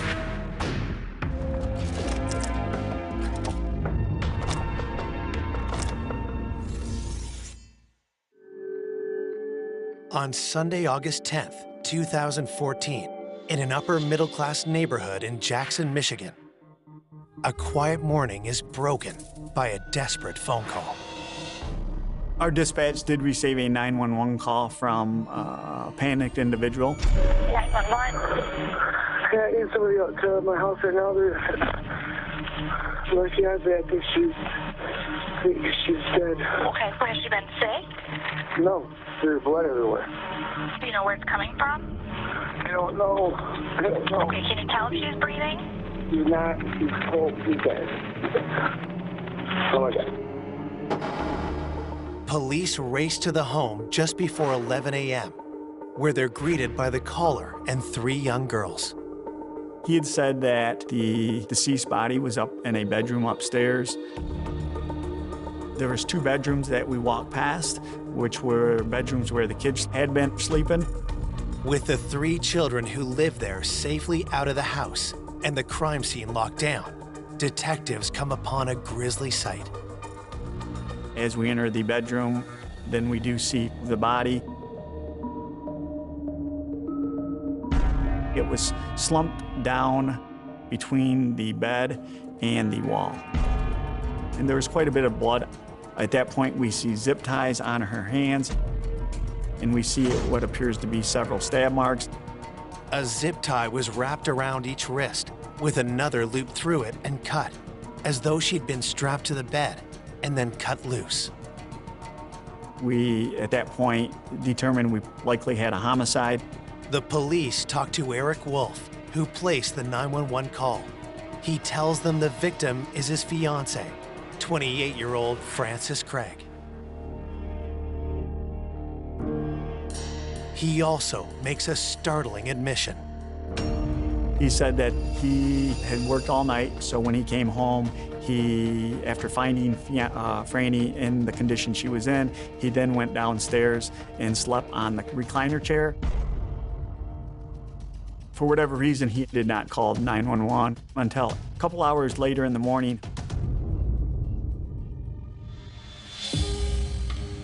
Frances's 2 daughters and Eric's little girl were all in the house at the time. While Eric slept, his 10-year-old child walked into a horrifying scene. Eric's daughter, Lexi, went into the bedroom and clearly could tell that something was amiss. She even touched her and could tell that she was not moving. I think she might even have described her as a little cold. Lexi went downstairs and woke up her father. And that's when he finally called 911. We all felt that a normal, average individual would, at the bare minimum, make sure their fiance, the person they're about to get married to and spend the rest of their life with, is okay. Eric's decision to walk away from the murder scene is a red flag for investigators. And so is his casual demeanor. When Eric was interviewed by one of the other detectives at the scene initially, the detective said he didn't seem too concerned, didn't seem too upset about what had happened. Detectives plan to grill Eric about his suspicious behavior. But first, they need to finish processing the crime scene. There was approximately 90 stab wounds, and they were in a very aggressive manner. It was overkill. Not just committing a homicide, but an act of rage where it's over the top. The rule of thumb is on a situation where there's multiple, and I'm talking more than a dozen stab wounds, it's usually a crime of passion. So at that point, you typically look at somebody close to the victim. Investigators sift through the bloody mess for clues. There's no sign of a murder weapon, but plenty of signs of conflict. The crime lab, which is the CSI people, they responded to the scene. They were there for multiple hours, collecting a ton of evidence. While the forensics team works the scene inside, shocked friends and family have gathered outside the house. I didn't believe her. I thought it was a lie. It's not real. It didn't happen. I had no idea why somebody would want to do that. Frances was just an amazing person all around. Frances and I worked together. We hung out outside of work together. We would hang out with our kids. investigators learned that Frances had 2 daughters with an ex-boyfriend. The oldest is 5 years old, and the youngest is 3. Our boyfriends actually were friends, and he brought her to my house one day, and that was like the beginning of a beautiful friendship. It felt like we've known each other for years. She's a wonderful, amazing mom, the best mom that I know. She was the best person I've ever met and known in my life. She would do anything for anyone. Frances and the father of her children broke up, but she still dreamed of getting married. She always used to talk about her wedding and everything, and at this point, she didn't even have a boyfriend. She had everything planned out. Dreams became reality in 2012 when she started dating 29-year-old Eric Wolf. Eric was a divorced single father, 1 young child. He had primary custody over her. 2 years into the relationship, Eric and Frances moved in together.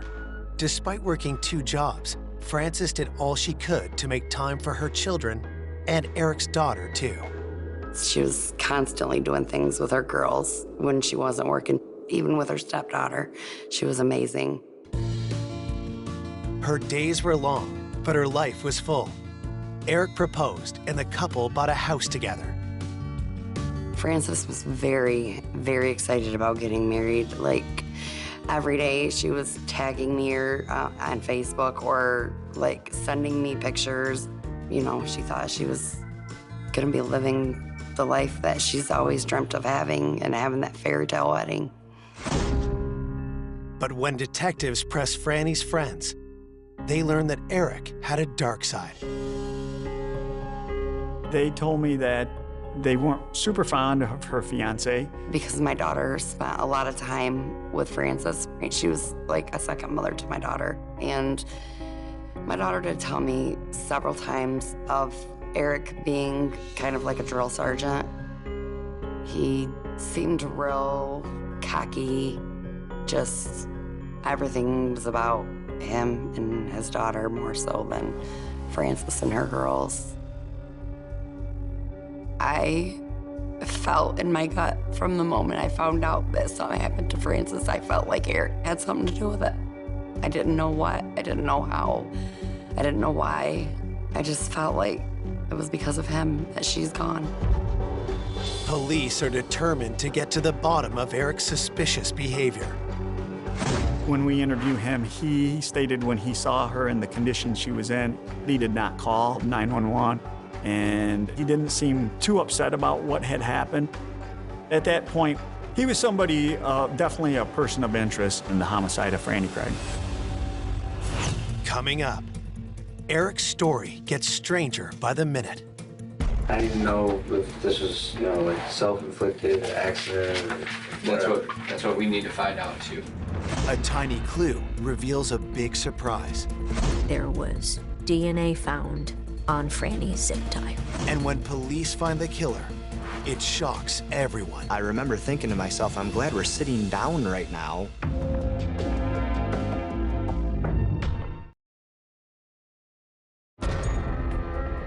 After calling 911 following the brutal murder of his fiancée, Frances Craig, Eric Wolf is questioned by police about how he discovered his fiancée's body. I came home this morning because I work 6 p.m. to 6 a.m. I went upstairs, I checked both the girls' rooms before going in our bedroom. Okay, so you came around to the foot of the bed and kind of looked to see where she was at. That's exactly what I did. Okay. Did you see anything on the mattress when you first came in? I saw, I guess I might have saw that streak, but it didn't jump out like blood or anything. Okay, so you saw something that just didn't jump out to you. Yeah, so this is bad.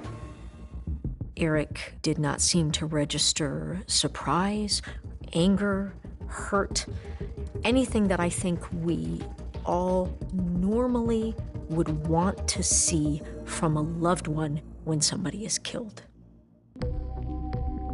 I thought maybe she had been drinking or something because she was in like almost like a funny position on the floor, which she doesn't drink hardly ever.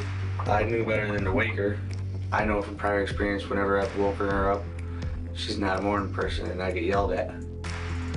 As the interview creeped close to an hour, Eric suggests a much darker reason for ignoring his fiancée sprawled out on the bedroom floor. Up until just now, maybe since we've been here, I thought that if it wasn't an accident, then it was probably self-induced. You mean suicide? Yeah. He indicated that he thought maybe she had committed suicide and just did not want to deal with it at that point. We found that being very odd and a red flag. Typically on a suicide, you'll find one stab wound or one gunshot wound. You won't find multiple stab wounds. The prospect of Franny inflicting 90 stab wounds with her hands zip-tied sounds preposterous to the police. Even if it was physically possible, why wouldn't Eric have reacted with alarm? So you didn't want to come to grips with it if she had done so. Right, because you don't want to. To investigators, Eric's shifting story doesn't add up. Why would a woman everyone described as happy and carefree take her own life? And the only reason I say self-induced is just because of how high-strung everything is right before this wedding, and it's a lot of stress. Yeah. Eric's strange comments could signal that he's traumatized over the death of his fiancée, or that he's hiding something. Determined to mine the truth, detectives decide to go right at their prime suspect. Did you? No. Know what? No, I didn't do this. I didn't know anything about it. I walked in, and I walked out, went to sleep, got up, went back in, and reported it.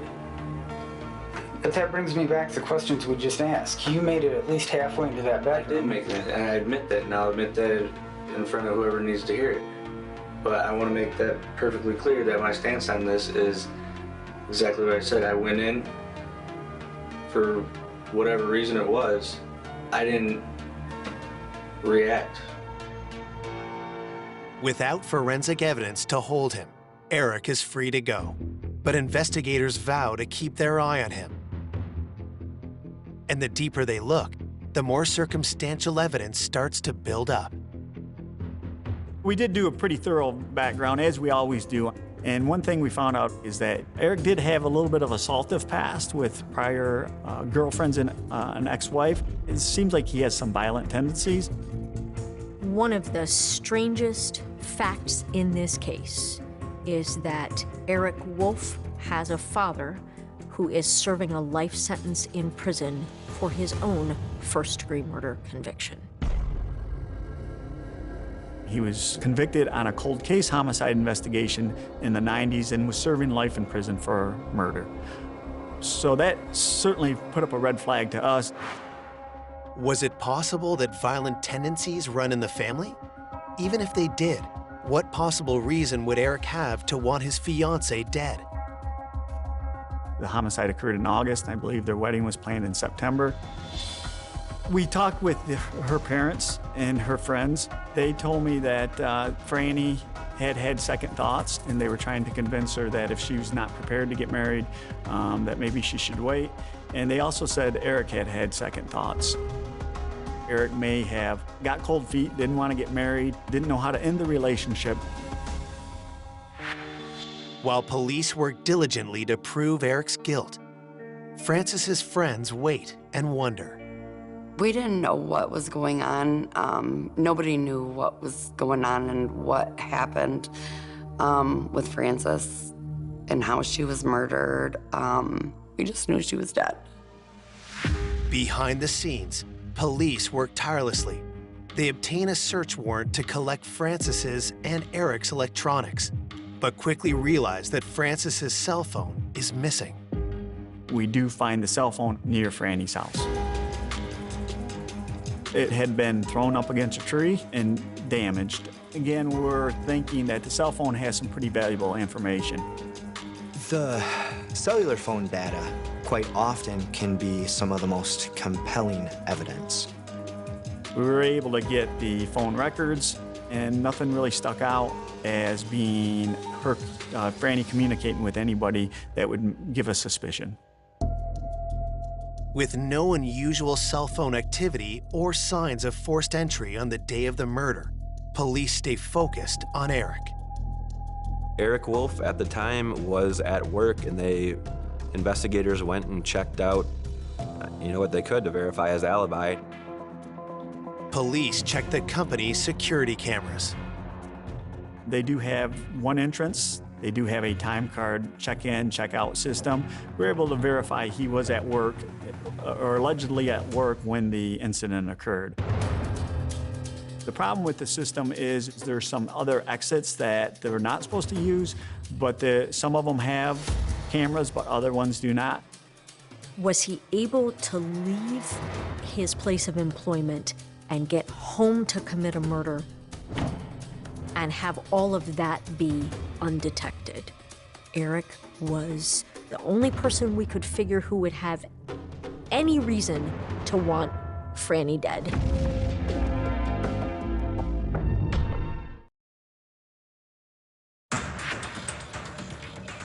Police investigating the homicide of 28-year-old Frances Craig cannot confirm her fiancé's alibi, since not every exit at his workplace had a security camera.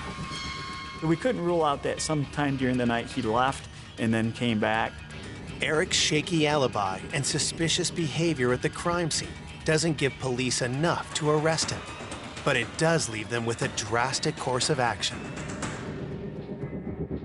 If you are operating in a murder investigation thinking that man killed his fiancée in the home where the children were, you are thinking, we want to keep the children safe. We kept Eric's daughter from him while we tried to figure out what happened to Franny. Both Eric's and Franny's daughters are removed from Eric's home and put in the custody of family members. With pressure mounting, detectives need to move fast to prove their theory, or find a more plausible one. At that point, we try to determine any communication Franny may have been having with someone other than her fiancé. Franny had an ex-boyfriend. He no longer lived in the area, but he had returned to the area recently and had some level of connection or interaction with Franny. The police press Franny's ex. Could he have committed this heinous crime? That young man was a nice young man, came from a very, very nice family. And he did have an alibi where he was at the time of the incident. We were able to verify that alibi, so we were able to eliminate him.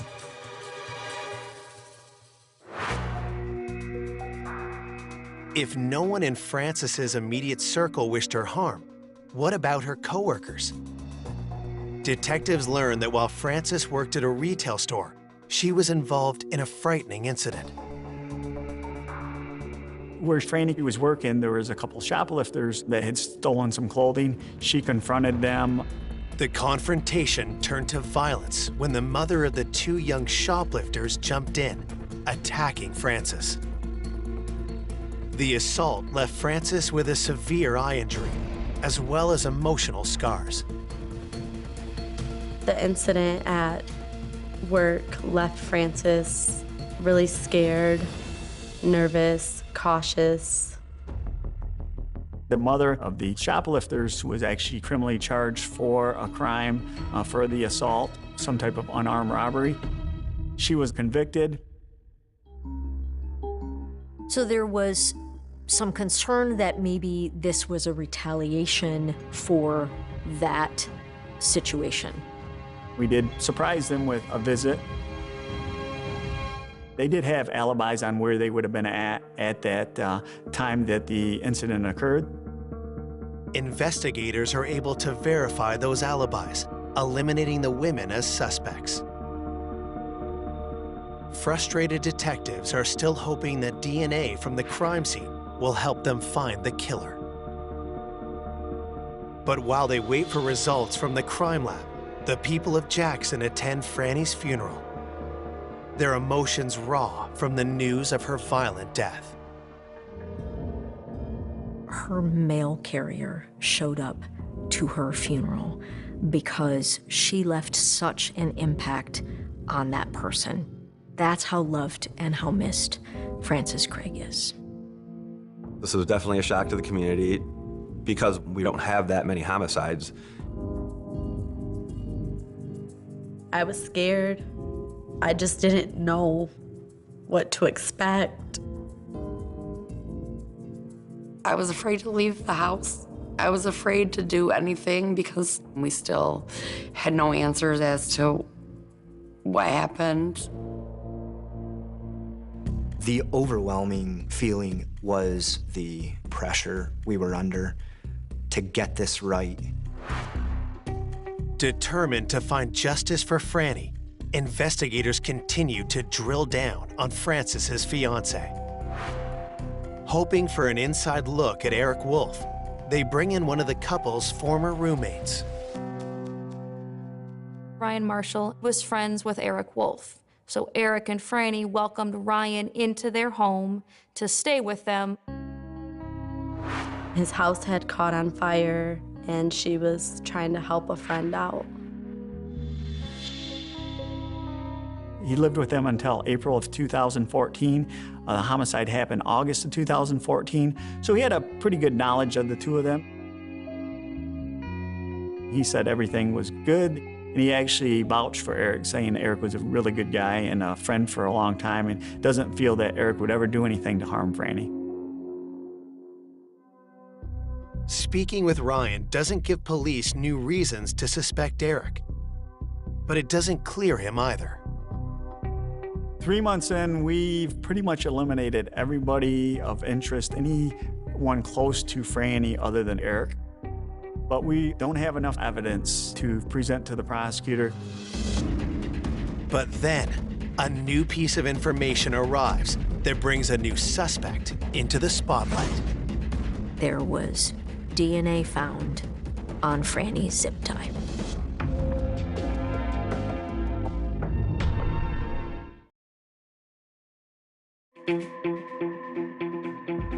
Three months after Frances Craig's murder, the lab results from the crime scene finally arrive, and they provide a huge break in the case.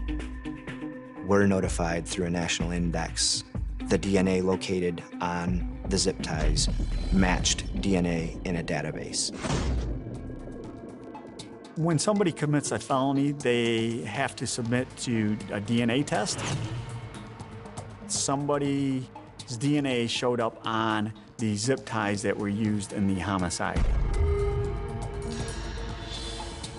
We get a name of Cortez Butler. Who is Cortez Butler? Police waste no time looking into his criminal record. We find out Cortez Butler served approximately 25 years for murder and was currently on parole in the Detroit area. But we knew almost nothing else. We tried to determine if we could connect Cortez Butler to Franny Craig, to Eric Wolf, and we came up with nothing. We tried to determine if he had family locally, and we came up with nothing. In fact, Cortez Butler appears to have no connection to Jackson whatsoever. So we look in our database to see if we have any Cortez Butlers in any police report we've done, any place in Jackson County, and we find none. Then it was this mad scramble of, well, then how do we even tie Cortez Butler to this? For all we know, he may have worked at Home Depot, and his DNA may be on these zip ties for a completely innocent reason. The investigators connected with Cortez's parole officer. They got Cortez's phone number. A search warrant was prepared and signed for Cortez Butler's phone records. we learned that Cortez Butler's phone was in Jackson on the early morning hours of August 10th, the actual time of the murder. The rest of those phone records almost exclusively placed it in and around the greater Detroit area, never in Jackson.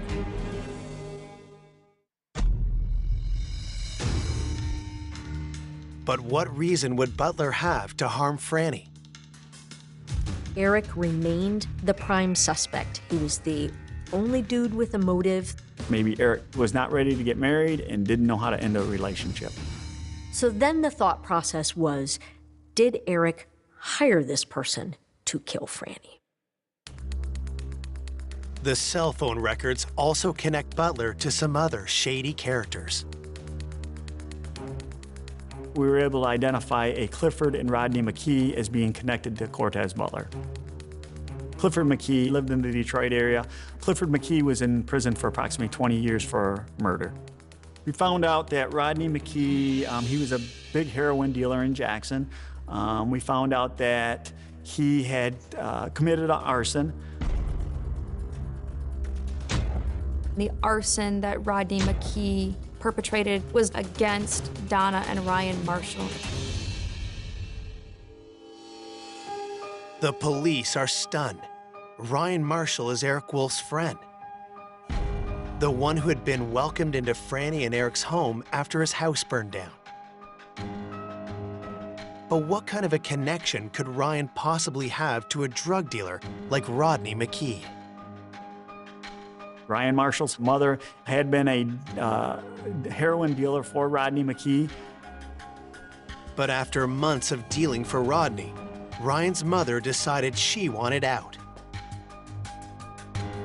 Donna Marshall refused to sell heroin for Rodney McKee. Rodney didn't like to be told no. Ryan's mother, Donna, held her ground, but Rodney retaliated. Rodney McKee attempted to burn down a house with Ryan Marshall and his mother in it. Ryan witnessed it all. He then contacted the police. What was the connection between Eric Wolf, Cortez Butler, the Marshalls, and a drug dealer from Detroit? Detectives knew there was only one person who could answer the question, and soon they'd have a chance to ask him face to face. Cortez Butler was arrested for yet another murder. Not Franny's murder, but another murder in the greater Detroit area. We went down there in Detroit with one sole purpose: to gather information from Cortez Butler on what happened to Franny and hopefully be able to explain to us what Eric's role in this whole thing was. But Cortez said he wasn't going to talk without any kind of a deal. It was clear that whatever Cortez was going to say, it was not going to be, quote unquote, on the record.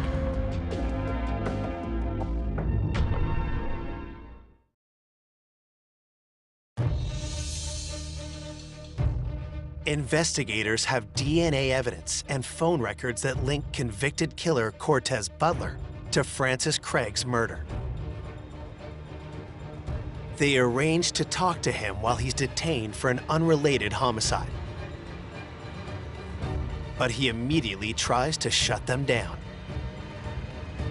Cortez said he wasn't going to talk without any kind of a deal. I said, no one is giving you any kind of a deal without anyone knowing what you have to say. Detectives press Butler hard until he finally agrees to talk. But only on one condition. Cortez very pointedly and specifically asked repeatedly to not have the interview recorded. If detectives agree not to record the interview, there's a chance Butler's testimony won't stand up in court. Still, with no other leads in the case, they decide to roll the dice. We were there interviewing Cortez in the first place because we need to find out Eric Wolf's involvement in this. And it was dire that we did so as the children were about to go back with Eric Wolf. The whole idea for that was to keep these kids safe. So the detectives tried to read him his rights. He didn't even want to be bothered with the rights. I know my rights. I think it was, bro, I know my rights, bro. Butler wastes no time getting right to the point. Cortez looked at me and said, "You have it all wrong." And I said, "Have what all wrong?" And he, at that time, let us know that Eric had absolutely nothing to do with this murder. He goes, "I don't know this dude you're talking about, know nothing about him. Just trust me, he was not involved in this whatsoever." The statement contradicts one of the investigators' strongest leads, but the next thing Butler says is even more explosive. Cortez identifies himself as the killer. I remember thinking to myself, I'm glad we're sitting down right now, because I was almost in disbelief. If Eric wasn't involved, why had this cold-blooded criminal murdered a woman to whom he had no obvious connection? It all went back to Rodney McKee's arson case. Rodney McKee attempted to burn down a house with Ryan Marshall and his mother in it. Ryan Marshall was a key witness in his arson case. He made some threats to Ryan that either he not agree to testify or he was going to be killed. Cortez told us that he had been hired by Rodney McKee to kill Ryan Marshall. First, Butler had to find Ryan, who was homeless because of the fire. So we found out from Cortez Butler that they had bad information. They had information that Ryan Marshall was living with Francis Craig and Eric Wolf. Cortez Butler entered Francis and Eric's house to kill someone who was no longer there. Franny wasn't even the intended target. Franny was as innocent of a victim as anybody could ever be. When he opened the door,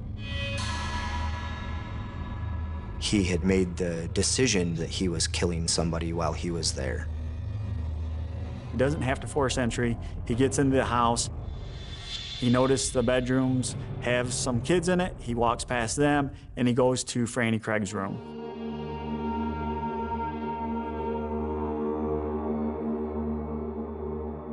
When he gets to Franny Craig's room, he asks her where Ryan is. She said he's not there. Cortez tells Franny not to look at him. In his words, he stated she looked at him, so he had to kill her.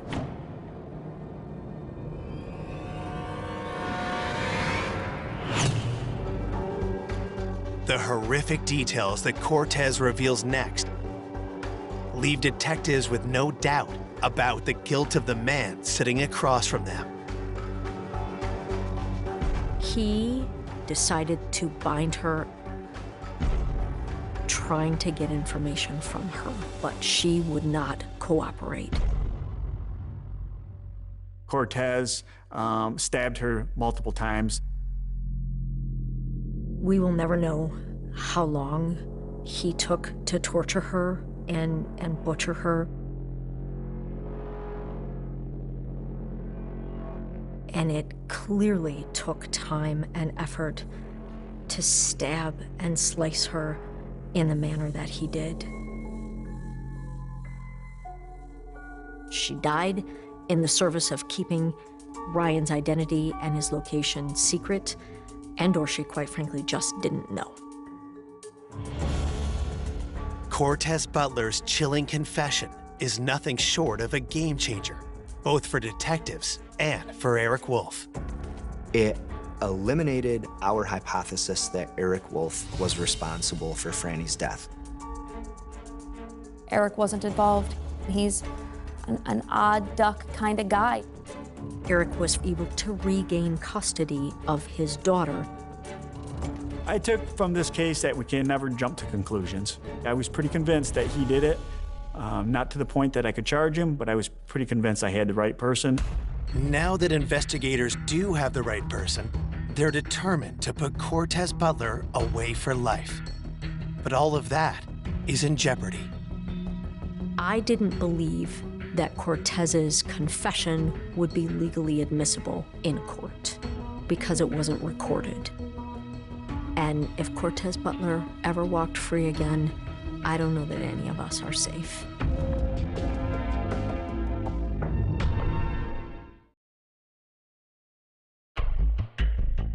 After months of dead ends, investigators finally have a confession from Francis Craig's killer. But prosecutors are concerned that his testimony may not hold up in court.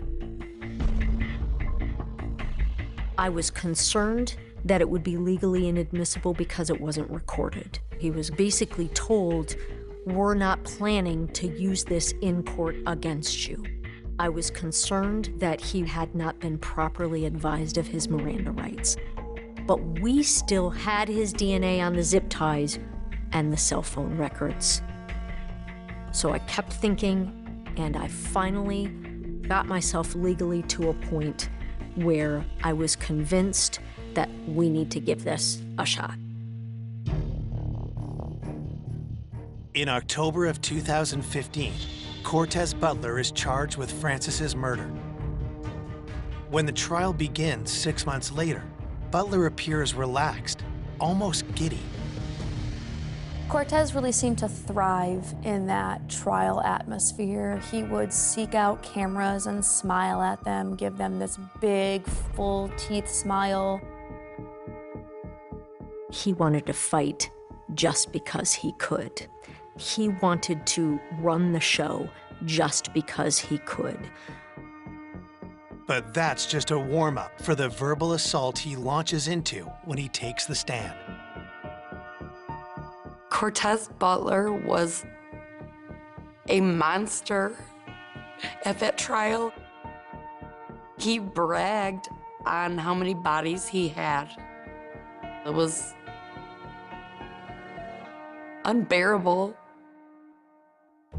Butler gleefully describes his murderous past in gory detail.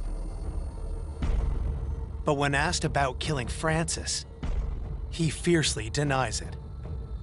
He clearly was so excited to say why he didn't commit this murder because he pleads to all of his murders, and he clearly didn't commit this one because he didn't plead to it. Butler also denies ever confessing to police. But in a victory for prosecutors, the judge allows detectives to testify about Butler's confession. We're able to get past that piece because he wasn't in custody for our case. He wasn't actually entitled to his Miranda warnings. Eyewitness accounts play a major role in trying to move the jury, beginning with Eric's daughter, who found Franny dead.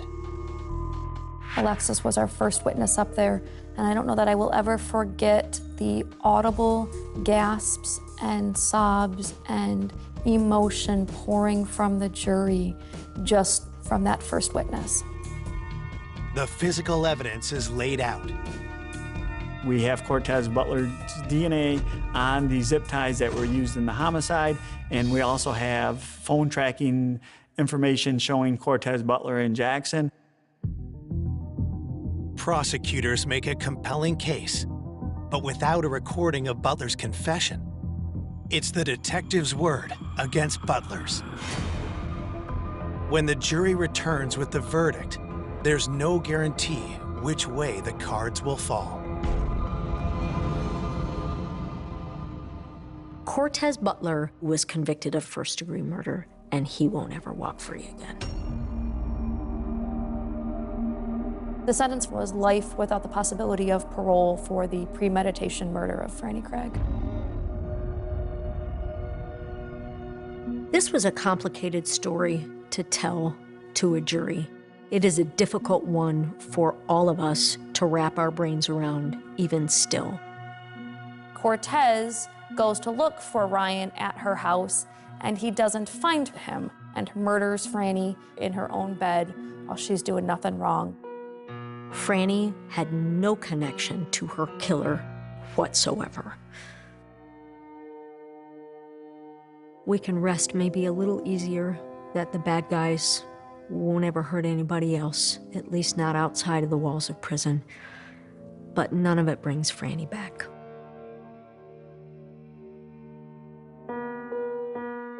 Today, Francis's 2 daughters live with their father. Those closest to Francis do everything they can to hold on to her memory. Franny's family, I know, they've been lost ever since. I've been lost ever since Francis has been murdered. I want people to remember how happy of a person she was, how generous, how nice and kind she was. I miss Francis so much, and there's not a day that goes by that I do not think about her. I know that she's watching over everybody and making sure that everybody's good, because that's the type of person she was. I wish I had known her, and I hope I honored her in my handling of this case. For more information on an unexpected killer, go to Oxygen.com.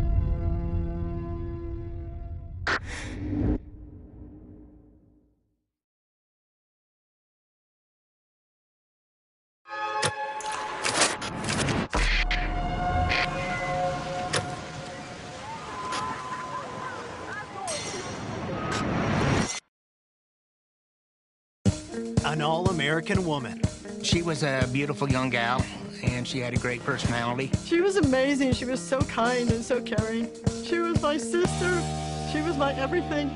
Is found murdered in her bedroom. She had been strangled quite violently. Whoever the killer was crushed the victim's neck. Police hunt for the culprit. I had in my mind who committed the crime. We were convinced that he was our guy. But the prime suspect slips from their grasp.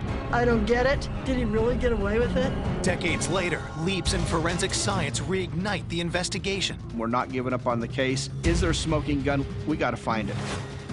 I figured that if this case could be solved, it could be solved now. And new evidence leads to a killer no one saw coming. It was shocking, it was unexpected, and guess what? We have a new suspect. I was stunned. I was like, really?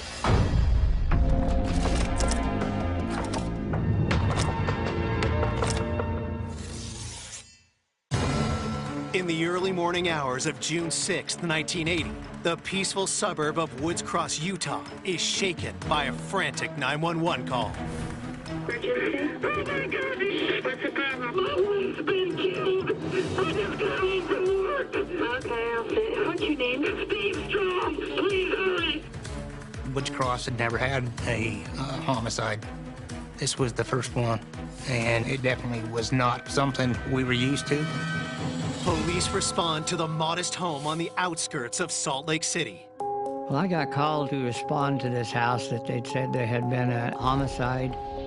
So I went into the bedroom area where the victim was, laying on the floor, kind of laying up against the bed. She appeared that she was in her sleeping clothes, just a little t-shirt and a pair of panties.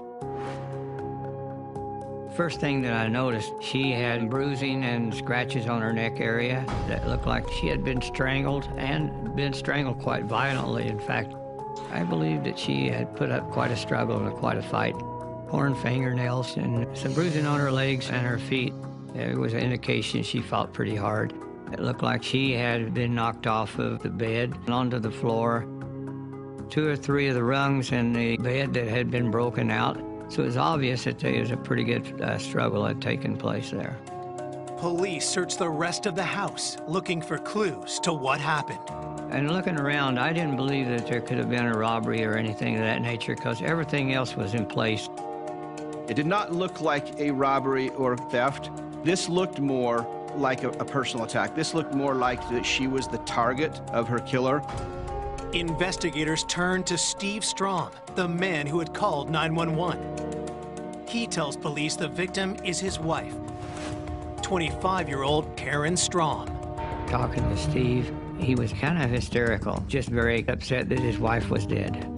Steve worked at a manufacturing plant on the graveyard shift. He said everything was fine when he left the house the night before to go to work. He worked the night shift till about 7 in the morning. And when he got home, he walked into the bedroom and saw his wife. While investigators continue their hunt for clues, police inform Karen's family of the tragic news. I was at work at the phone company. My stepmother called me and said, "Your sister's dead." I said, "What? What happened?" She goes, "We don't know yet." That was heart-wrenching. I wanted to know what happened to my sister. Karen Saltzgiver was born in Bountiful, Utah in 1954, the oldest of 3 children. Karen and I were 5 years apart. My parents divorced when we were younger, and that's always rough on kids. It was a struggle. But Karen was always there, playing mom, and I think it was just her nurturing instinct. She was amazing. She was strong. In 1973, Karen married Steve Strom right out of high school at the age of 18. Karen and Steve were high school sweethearts. Karen was very outgoing, very fun, very loving, and Steve was very quiet. She saw something in him. They used to go four-wheel driving a lot and up in the mountains a lot. It was a sense of freedom for her, and Karen loved nature. Over the next 7 years, the young couple worked hard to build a life of their own. Steve worked at a machine shop. Karen worked in accounting for the state of Utah. And they had an apartment in North Salt Lake, and then they bought a house in Woods Cross. It was a family-oriented place, and it was a new development. She was so excited because she got a house and a good job. You know, she had her Camaro and yellow. Yellow was her favorite color. It seemed like her life was on the right path. Karen's seemingly perfect marriage had a troubling hidden side. Steve liked to drink, and I think that's what caused a lot of the problems in their marriage. When Steve wasn't drinking, he was very quiet, but when he drank, yeah, there was a whole nother side of him that came out. He was mean. What I witnessed with Steve was a lot of screaming and yelling, and then he'd leave. Mostly what I witnessed with Steve and my sister was the aftermath. She had bruises, and Karen got good at hiding the bruises with makeup, but it's like, you could see them. You know, to me, I didn't understand. Karen defended Steve all the time. He's just going through a bad time. Things are rough. You know, he'll get over it. It's okay. But 3 months prior to Karen's murder, something changed between her and Steve. Karen finally had enough, told Steve she wanted a divorce, and I thought, yes, yes. I just wanted the best for her, because she wanted that for me. But before Karen can move on, her life is brutally cut short. My world had just fallen apart. My world was crushed. She was my everything. She was my sister, my protector. She was my best friend. As Coco struggles to come to grips with Karen's death. Back at the crime scene, police continue their search for clues to who may have attacked Karen during the night. There was no indication anybody had broke into the house. The next door neighbor said that she had heard nothing. Steve had calmed down by that time. He said that he had found the doors locked, and when he got home, used his key and went into the house. As Steve is being questioned, Coco arrives looking for answers. The police didn't give me any details on exactly what happened. They did say that she had been strangled. Then they brought her body out in a black bag, and oh, that just tore me up. It's like, that's my sister, don't put her in there. Steve was sitting there, and I just looked at him like he finally did it. There was no doubt in my mind that Steve did it. When Coco got to the house there, the first thing she said, he did it, he finally did it, he killed her. Anytime you have an incident like this, always start with the husband. Coming up, detectives discover a tangle of relationships. Steve said that everything was going great with him. It was pretty obvious that it was not. Failing the polygraph was pretty damning. Before their hunt for a killer produces a jaw-dropping twist. An innocent person just wouldn't flee. We were worried if we came to the door, he was going to shoot us. And a new suspect with a dark past emerges. He raped a girl, and then he stabbed her with a screwdriver and left her for dead. Who is this guy, and how did he know my sister?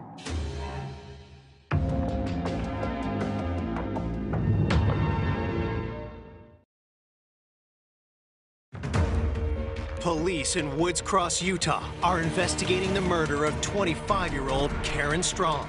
Her sister, Coco, has told police she suspects Karen's husband, Steve Strong, is the one that killed her. Coco had been really close with Karen, and they talked a lot, and she had expressed that Steve was a heavy drinker, and when he got drunk or he'd been drinking, he got mean, he got abusive. Coco didn't like him at all. Detectives learn how Karen had decided to end things with Steve 3 months ago. She filed for divorce, and then she moved out to my stepmother's house. Coco says that Karen was only at the house the night she was killed because she felt sorry for Steve. It was his birthday and their anniversary. Steve had called her and said, "Can you come out and we'll just have dinner together?" And she did, because of her kind heart. Coco believed that their relationship was over, although Karen agreed to come back and just kind of stay with him for a couple of days. Recently separated from Steve, Karen had a new suitor named Buff. Karen told me a little about Buff, that she met this guy that was really different, and he treated her really kind. And I don't know if she thought it would go anywhere, but I know it meant the world to her. He showed her that she could be treated decent and that she deserved it. Coco said that Steve was also a very jealous person, and in her mind, was sure that he had killed her. I said, how could it be anybody else? It was, it was Steve. Detectives confront Steve Strom about Coco's allegations. He consistently stated that he had a good relationship with his wife and that there was no abuse. Steve felt that the only reason that they were getting a divorce, it was his drinking. He said that they had worked things out and that they were going to get back together, and she was not going to go through with the divorce. Investigators ask Steve to account for his movements leading up to when he last saw Karen alive. Steve said that he and Karen had gone out to dinner earlier that evening, and then they'd come home and watch TV, and then he got ready and left for work. If Steve is telling the truth, Karen was killed sometime after midnight when Steve left for work, and before 7 a.m. when he returned home to find her body. Detectives ask, if the doors were locked during that time, how did Karen's killer get into the house? Steve gave us the name of about 4 or 5 people that she might have opened the door for, but had indicated probably the one that she would really open the door for after she went to bed would have been Buff. Steve admits that he knew Karen had been dating Buff while they were separated. Steve said that the relationship with Karen and Buff was over, and that they were getting back together and make another go of their marriage. With nothing concrete to hold him, detectives let Steve go.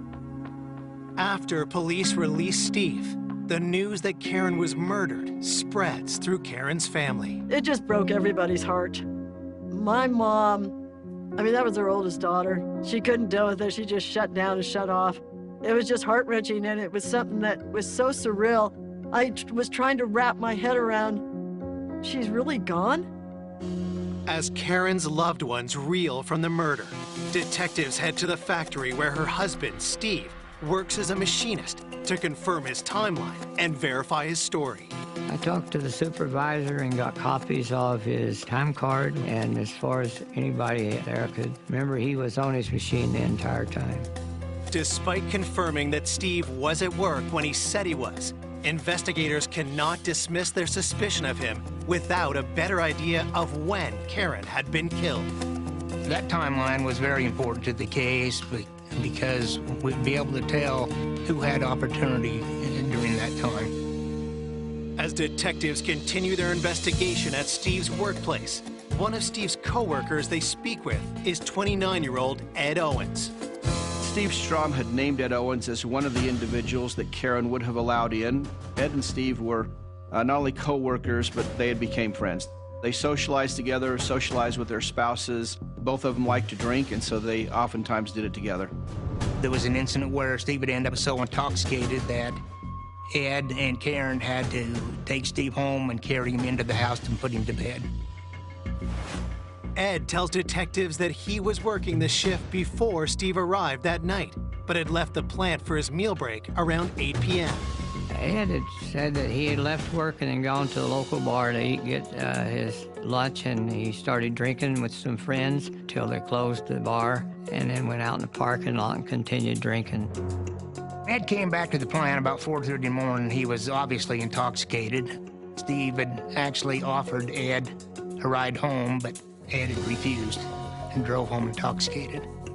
As investigators talk to Ed, something about his appearance draws their attention. I did notice that he had some scratches on his arm and close to his eye on the nose. Detectives question Ed about the scratches. Could he have been scratched while he attacked Karen? He explained those as he worked on the lathe and there was the shavings. He was always kind of getting scratches or cuts on his thing. Talked to the supervisor at his work, and he indicated that happens quite frequently. Just to be sure, detectives ask Ed's coworkers to confirm he was drinking with them the night of the murder. I interviewed the people that he was hanging out with, and they all stated that he was there, and he didn't have any motive as far as I could determine. With Ed's alibi confirmed, investigators turn their attention to the other man in Karen's love life, her boyfriend, Buff. Did he have motive for murder? Steve Strom told the police they were reconciling. So then we have to begin to question Karen's termination of that relationship with Buff. If they were going to get back together, Buff would have been upset about that.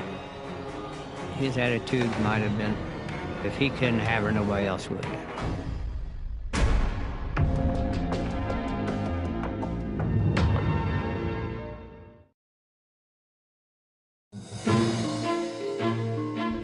Less than a day after 25-year-old Karen Strom is found strangled to death, police in Woods Cross, Utah have ruled out her husband's friend, Ed Owens, as the killer. There was no indication that Ed had been involved in the death of Karen.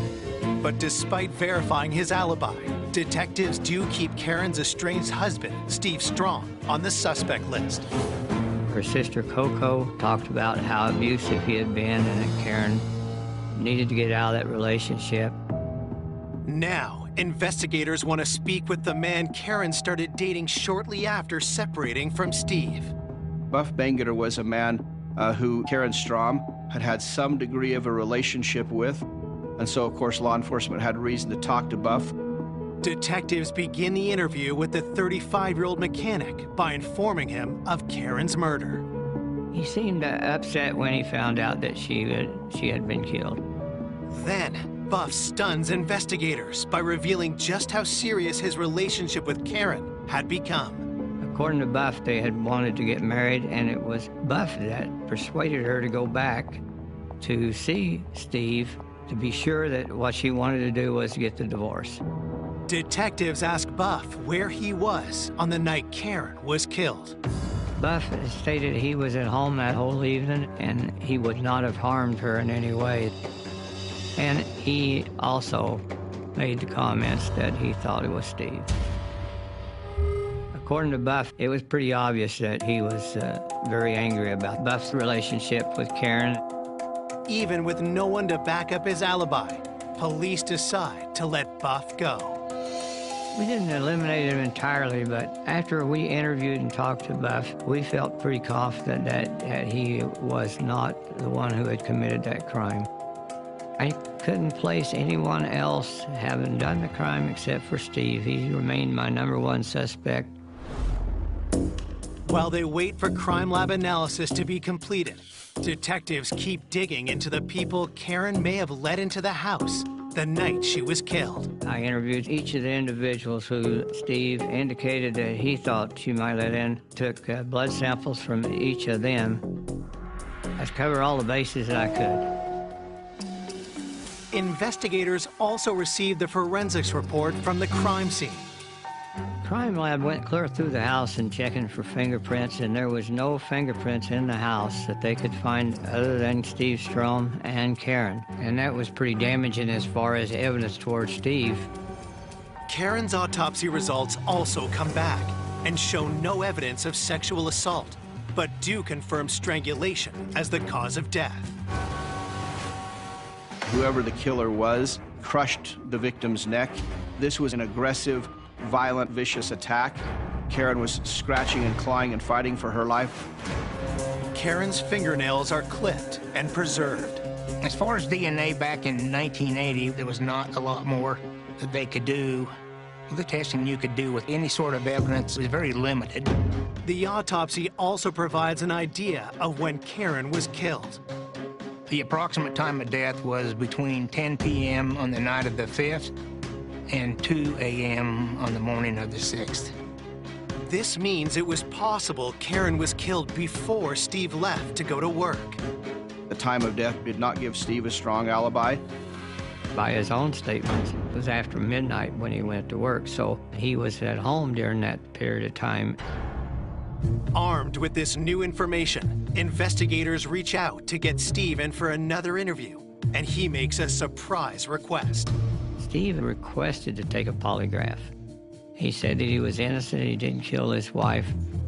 Polygraphs are not admissible into court, but it would also have been a good tool to see if he was lying or not. We did a polygraph and asked him if he knew who killed his wife, if he killed his wife, and if she was dead when he went to work. According to the polygraph operator, on those particular questions, he was extremely negative as far as being truthful. Failing the polygraph was pretty damning to Steve, and we were more and more convinced that Steve was involved in this murder. Detectives still need more evidence in order to charge Steve with Karen's murder. I interviewed some of the people she worked with. They had indicated that numerous times saw her with bruises when she came to work. At one time, that she had bruises on her neck, and that she made a comment to them that Steve had choked her. She felt that she was lucky to be alive. The co-worker's account is the final evidence police need to charge Steve, and a warrant is issued for his arrest. We went to arrest him at work, but he was not there. One of the co-workers told us Steve was with a friend down in North Salt Lake in an apartment. They had indicated that he was worried that we were coming after him. He was possibly going to be violent and resist arrest. We were worried that if we came to the door, he was going to shoot us. Police proceed to the apartment address with caution and establish a safety perimeter around the building. We knew he had guns, that he might be violent. We were anticipating the possibility of it being a very difficult arrest.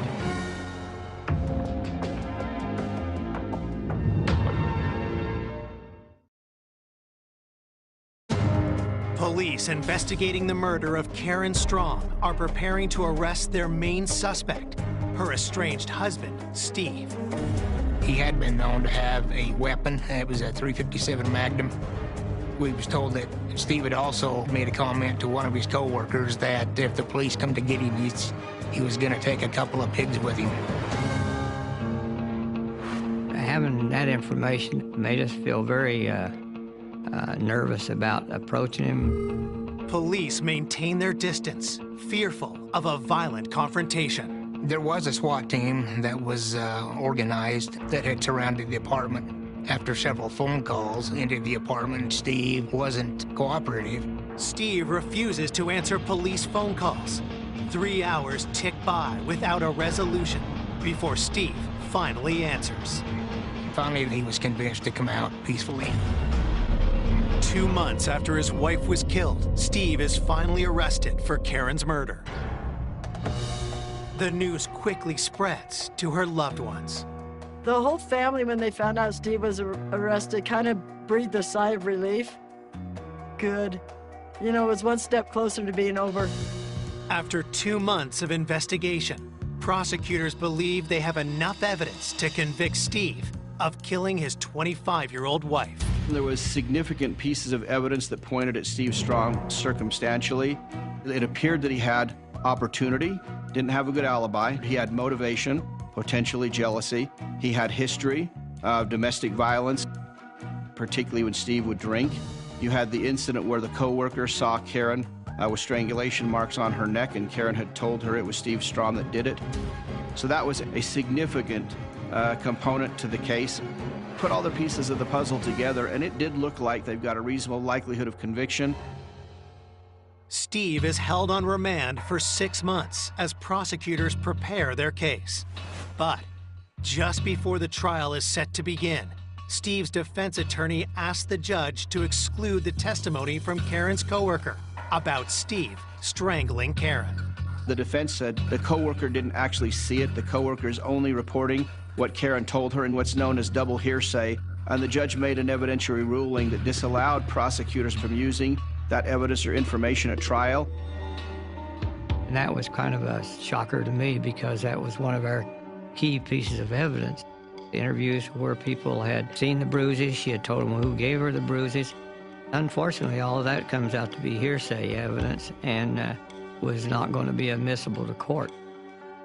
Without an eyewitness to abuse, prosecutors have a hole in their case against Steve. Without that information, they don't have enough evidence to persuade a jury beyond a reasonable doubt that he killed Karen. And if they go forward and lose, Steve Strong, because of double jeopardy, could never be prosecuted again for Karen's murder. Prosecutors make the difficult decision to drop the charges and let Steve walk free. When I found out the charges wouldn't hold, my heart just sank. It was like, what? Why is this happening? Show me why this is happening, because I can't wrap myself around this. I just didn't understand why they didn't have the evidence. Coco was very upset that we had released him, and so was I, but most of the evidence that we had against him was circumstantial evidence. We didn't have any hard evidence towards Steve. For the next 4 months, detectives continue digging, trying to find the evidence they need to close the case.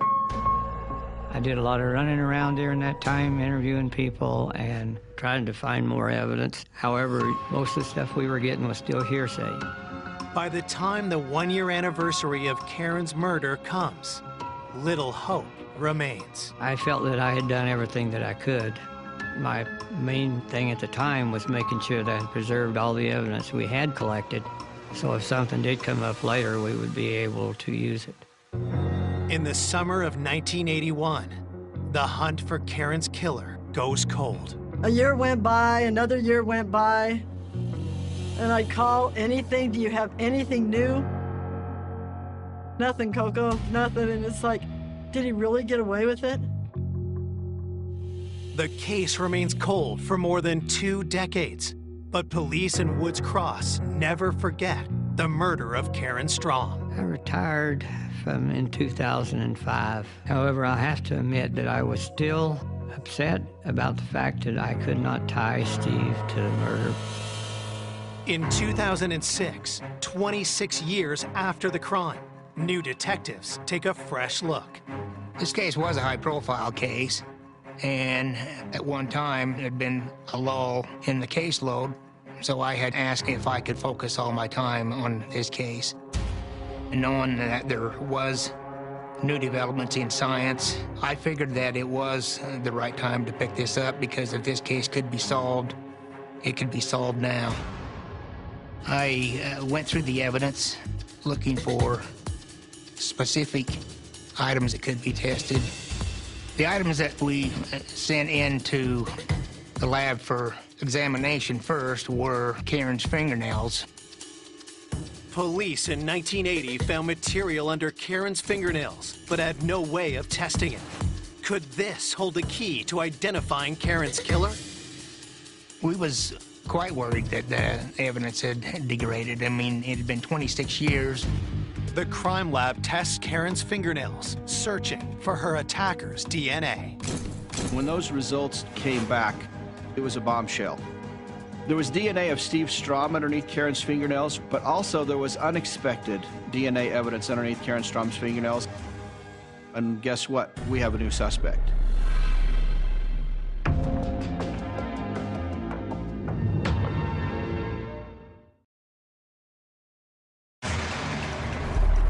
Investigators who have reopened the cold case murder of Karen Strong have just received their first clue in more than 25 years.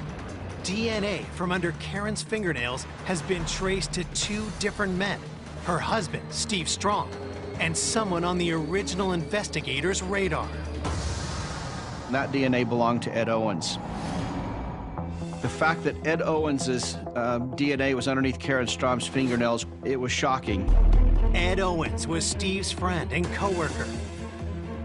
Ed's blood had been collected in 1980, when police first considered him a suspect. There was no recent contact between the two that anyone was aware of. We got to dig a little bit deeper into Ed Owens as a realistic suspect. The presence of Ed and Steve's DNA is evidence to investigators the men had contact with Karen. But is it a sign that one or both had killed her? In search of answers, detectives tracked down the now 56-year-old Owens. Ed and his wife were currently living in Falls Church, Virginia. Initially, when I was talking with Ed, he started asking me questions as far as who the suspect was and any new developments in the case. I was suspicious when talking to Ed because of the questions that he was asking me. I wanted him to come into Woods Cross and meet with me and discuss this matter face to face. Ed Owens agrees to come back to speak with investigators the following week. Detectives also reach out to the now 53-year-old Steve Strong. Steve had moved to Henderson, Nevada. I contacted Steve and asked him if he would come up from Henderson and meet with me and go over his statement that he gave back in 1980. He wasn't at all that cooperative. He said that for years he's been telling the authorities that he didn't do it, and he believed that we was still after him. For prosecutors, Steve's DNA under Karen's fingernails does not, in fact, strengthen the case against him. It was not new to learn he was with Karen on the night that she had been murdered. We're now looking at this from what can the science show us? Who can we show did what based upon this evidence? So now we need to take the next level of testing and figure out what type of DNA are we talking about. Detectives resubmit the fingernail DNA for a more detailed analysis. And the forensics lab has another surprise in store for investigators. It was determined that Steve's sample was very minute and Ed's was the dominant sample. And the substance of Ed's was seminal fluid. I was a little shocked about that. Steve and Ed were close friends, but there was no relationship between him and Karen. Karen's autopsy had shown no evidence of sexual assault, so investigators are surprised by the indication of sexual activity.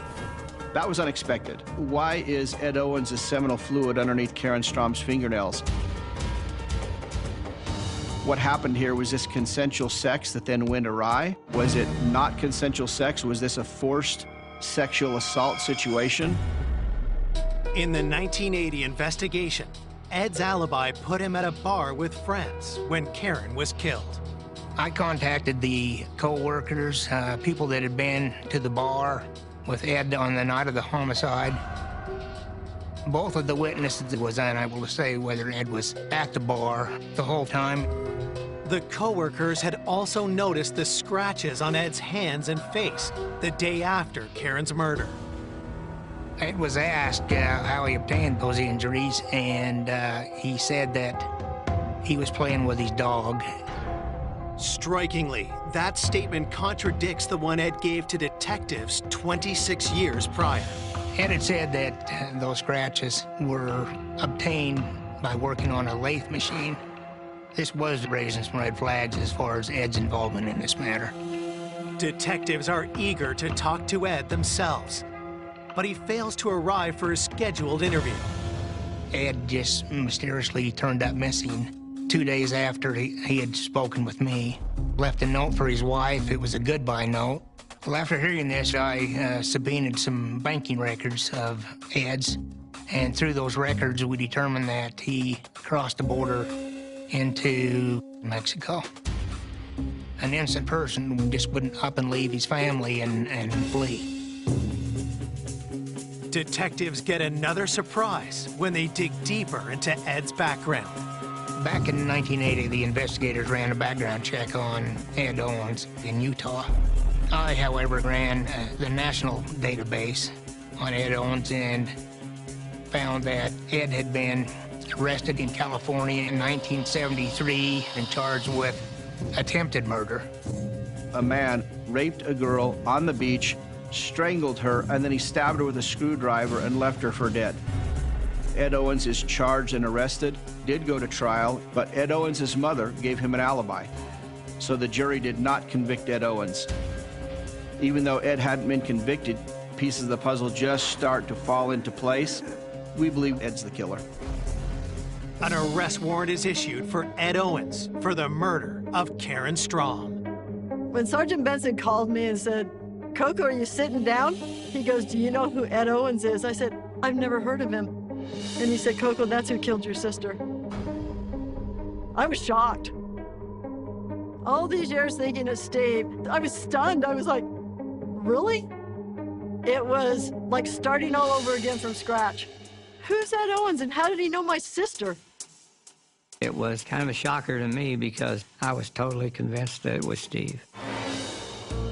With Ed Owens in Mexico, investigators strategize how to get him back to face justice. I made contact with Ed's mother, advised her that I had a warrant of arrest for him and that he could either come in voluntarily to meet with me or his picture would be on the 5 o'clock news. And then interestingly enough, Ed Owens then shows up. He came back to Utah, came walking in the door. I was surprised that Ed actually showed up to the office. I believe that he was trying to put on this persona for his family of what type of a person he was. At that time, I took him to an interview room and attempted to get a statement from Ed. However, he lawyered up and didn't want to make a statement. On March 14, 2007, after 2.5 decades, Ed Owens is arrested and charged with the murder of Karen Strom. Our case is looking pretty good to us at this point in time. We've got science now backing us up. We've decimated his alibi. We've got the evidence of flight. So a lot of things were stacking up in favor of a conviction. But then, 3 weeks before the trial, prosecutors are thrown another curveball when they learn of Ed's defense. The defense's contention was going to be that Karen was having an affair with Ed. Steve became jealous and enraged about it. Steve went home and killed her. The defense attorney was claiming that seminal fluid of Ed's only shows that he had had an affair with Karen, not that he'd actually killed her. It's a jolt. We were kind of blown away. Ed had never, ever come forward with that story before. This was something new, so it opened up a new can of worms. Prosecutors know this defense could be enough to raise reasonable doubt to a jury, especially since Steve had originally been charged with Karen's murder. But how could they disprove the defense's claims? Is there a smoking gun with this case? We got to find it. We now need to regroup. So again, like they did back in 1980, we dismissed the case without prejudice as we're getting close to trial. That was not an easy decision to make, but we knew it was the right thing to do. We were confident we had the right guy, but at that point in time, we weren't confident we had a case where we were going to be able to secure a conviction. So Ed Owens walked away a free man. That was a tough pill to swallow because we knew he wasn't innocent. Can we prove it? When the case got dismissed, it was very frustrating. When Ed walked out, I was ticked off to say the least. However, this wasn't the end for us. We were even more determined that we were going to bring him to justice.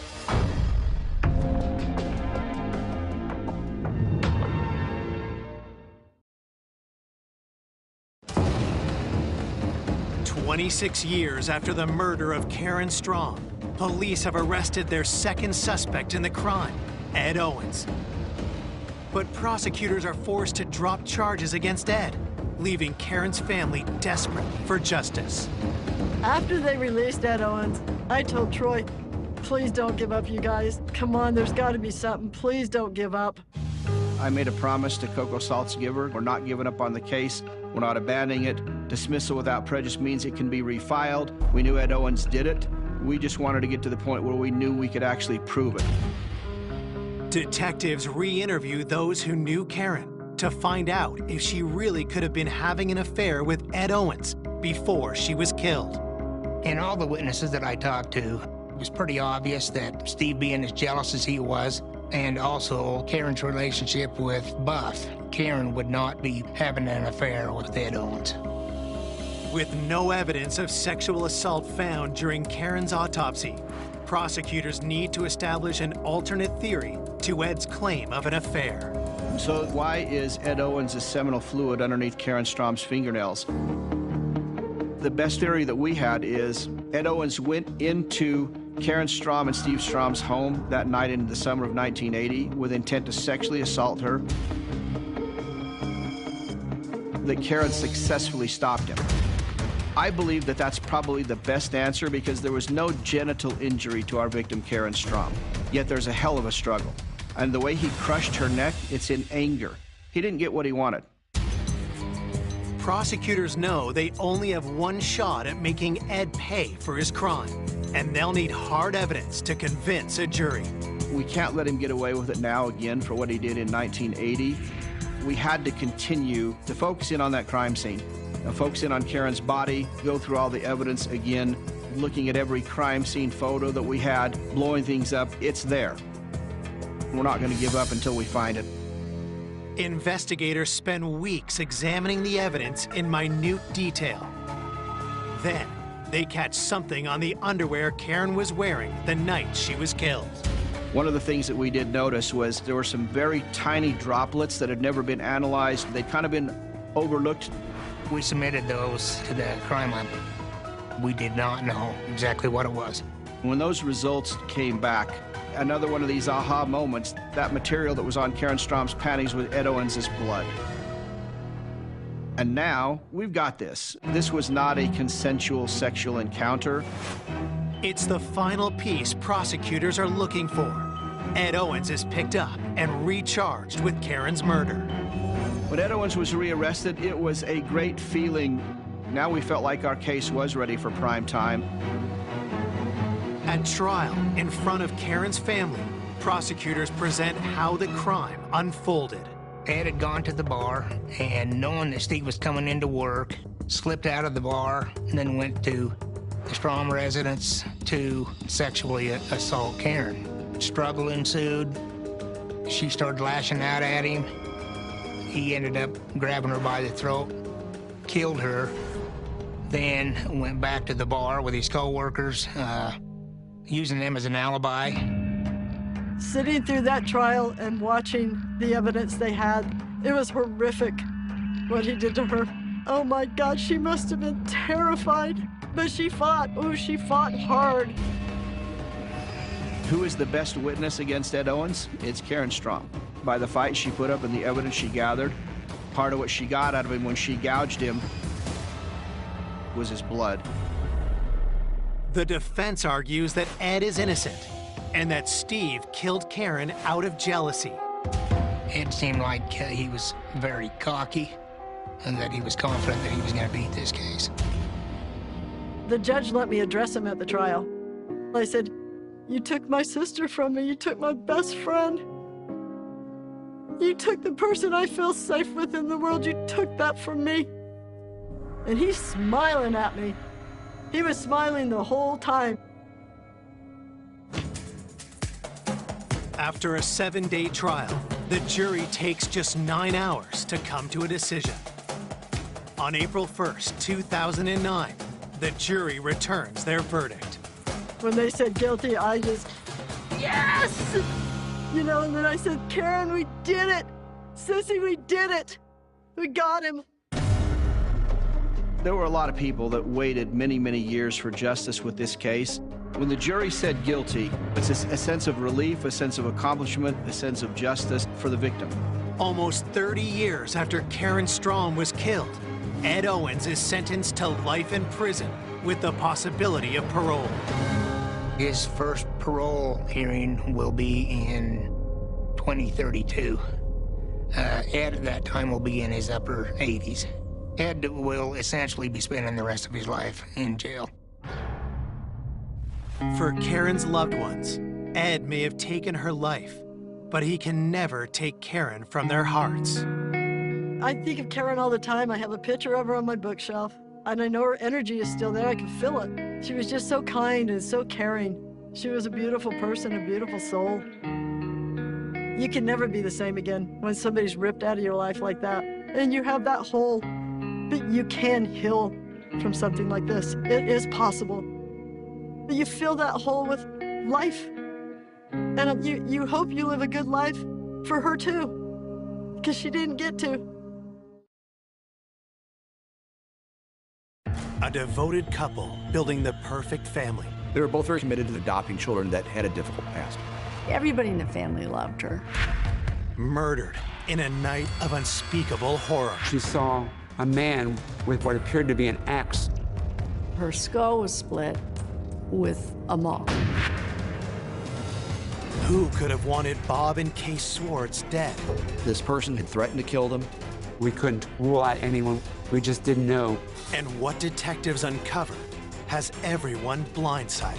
I didn't have a single suspicion. I would have never thought. The relatives were in disbelief. The expected killer hadn't done it. The unexpected killer had done it. Nobody in a million years would have expected them to commit one of the most heinous crimes in the history of Annapolis.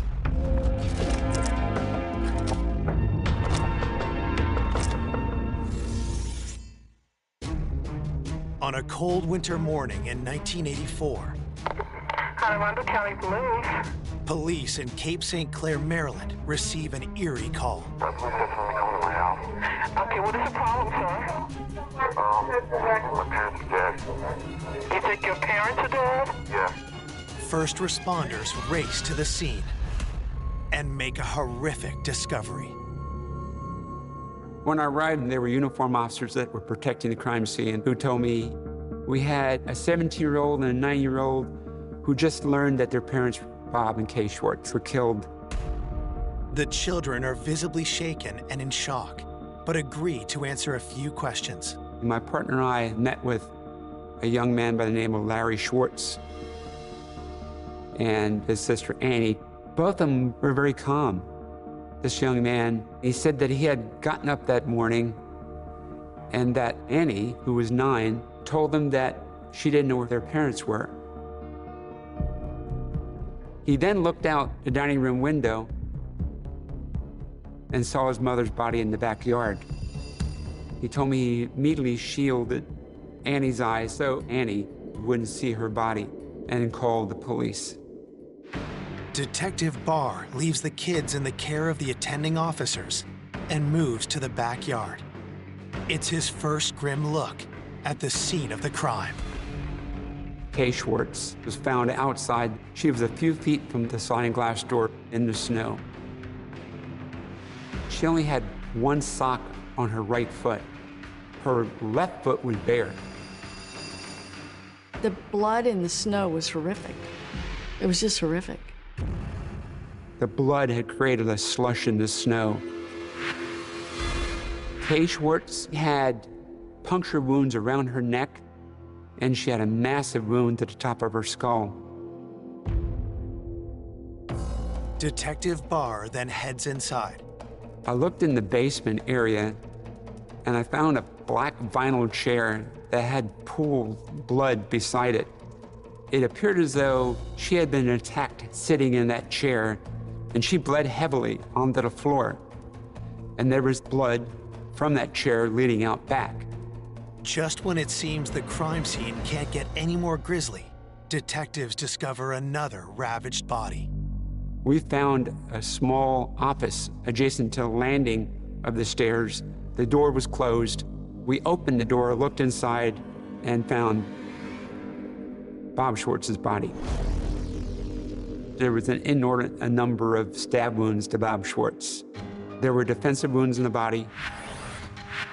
We theorized at that point it was very possible that Kay was attacked first, and then Bob heard the noise and started to come out of the room, giving Kay the opportunity to flee out the back door as the killer or killers went after Bob. As detectives make their way through the rest of the house, they see no signs of forced entry. Did Bob and Kay know their attacker? Or did an intruder sneak in through an unlocked door? As I viewed this crime scene, the enormity was off the chart. There was blood found everywhere. It was extraordinarily gruesome. Investigators collect blood evidence, but there's no sign of a knife or any kind of murder weapon. Then, toward the back of the house, they spot a critical clue. We found a bloody palm print on the sliding glass door near Kay's body. We wanted to figure out who it actually belonged to. Bob obviously never left the computer room. He died where he was attacked. And Kay's body was outside, and neither one of her hands had blood on the palms. That palm print probably belonged to the killer. While concerned neighbors whisk Larry and Annie away, detectives get a chance to talk to some of Bob and Kay's grieving friends who have gathered at the house. When I found out that Bob and Kay had been murdered, I said, "What? You're numb. You don't know what happened." And I just couldn't believe that Bob and Kay were gone.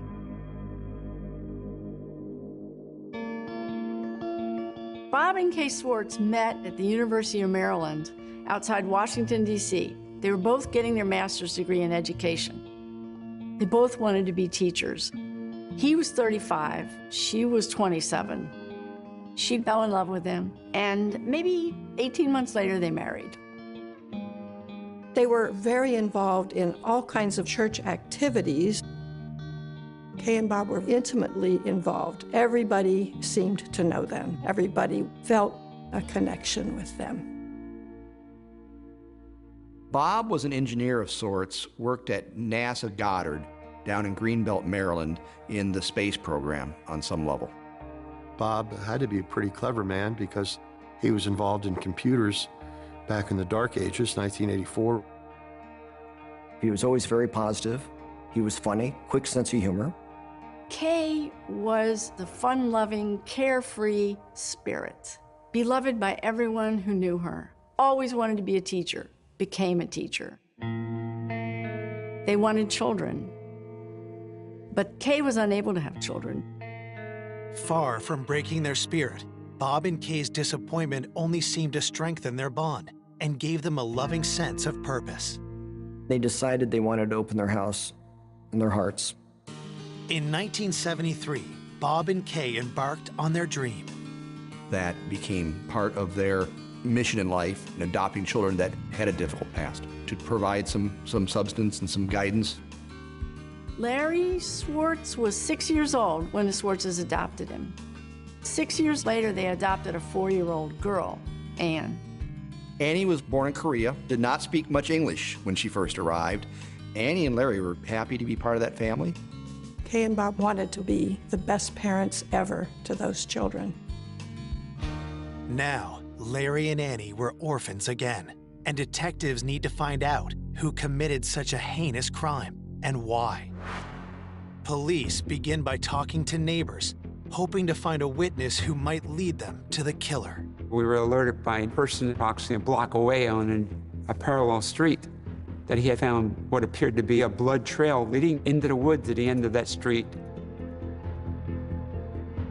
And as we followed that trail, we found what appeared to be a barefoot footprint and a socked footprint. Were these Kay's footprints? If so, how did they end up in the woods when her body was found in the backyard? We also found a pair of footprints made by shoes. Footprints suggesting a chase through the neighborhood. The trail of footprints ran for quite a distance through the woods and the neighborhood. The footprints seemed to suggest that after stabbing Bob to death, the murderer went after Kay one last time. In my opinion, it appeared as though Kay Swartz was fleeing from her killer, and at some point, a person caught up with her and then walked her to the back of the home where she was killed. At the end of the trail, detectives make one more pivotal discovery. Searching through the woods, my sergeant found what appeared to be a murder weapon. It was a wood-splitting maul. There appeared to be blood on the maul, along with hair. But the handle appeared to have been wiped clean. There wasn't any blood on the handle at all. Detectives send the maul to the lab, but find no trace of a knife anywhere. It's a puzzling scene that offers them few clues. It was a very difficult crime scene to try to put together in your mind what may have happened or how did this occur. At this point, we only had 2 children, Larry and Annie, who could provide any information. When detectives circle back to them at the neighbor's house, they do their best to help. Annie related to us that she had awakened in the middle of the night to her father's screams of "help me, help me." She continued to tell us that she went to investigate and she walked to the door that exited to the carport. At that point, she saw a man walking away with what appeared to be an axe over his shoulder. And she described the person as very tall, with curly hair, and asked, "Was that person as tall as me?" She said, "No, he was taller." Detectives speak to Larry next, but suddenly the 17-year-old seems nervous. Does he know something about the man Annie saw in the yard? When we pressed Larry, he said that Michael was 6'4". Detectives stop cold. Who is Michael? And very quickly I established that Michael Schwartz was a brother of Larry. As it turned out, Bob and Kay Schwartz had adopted 3 children. Michael, who was also 17, no longer lived with them, but it wasn't clear why. So at that point, we were very, very eager to talk to Michael. Coming up, investigators uncover bad blood and dark secrets. They send him to a state mental hospital. Detectives uncover startling clues. Nobody expected anything like this to happen. It became almost unbelievable. Was there more than one person with a score to settle? This person said, "I could stick a knife in his back." We didn't know what we were dealing with.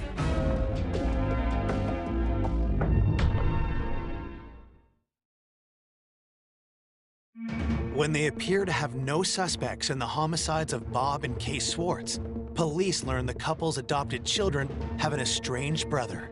Both Annie and Larry related to us that Michael no longer lived with them, but had been getting into a lot of trouble. Detectives are anxious to know more.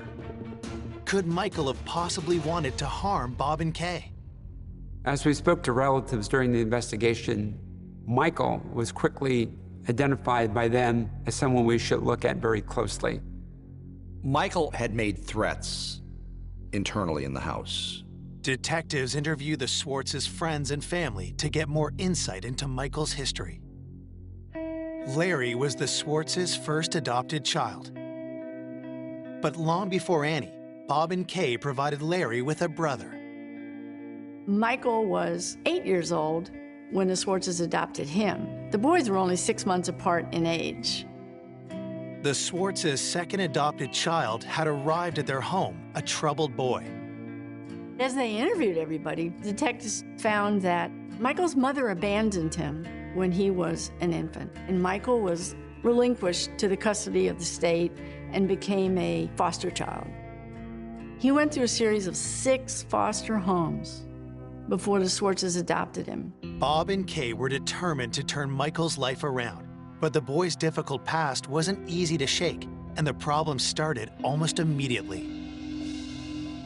Michael was so antisocial in his approach to life.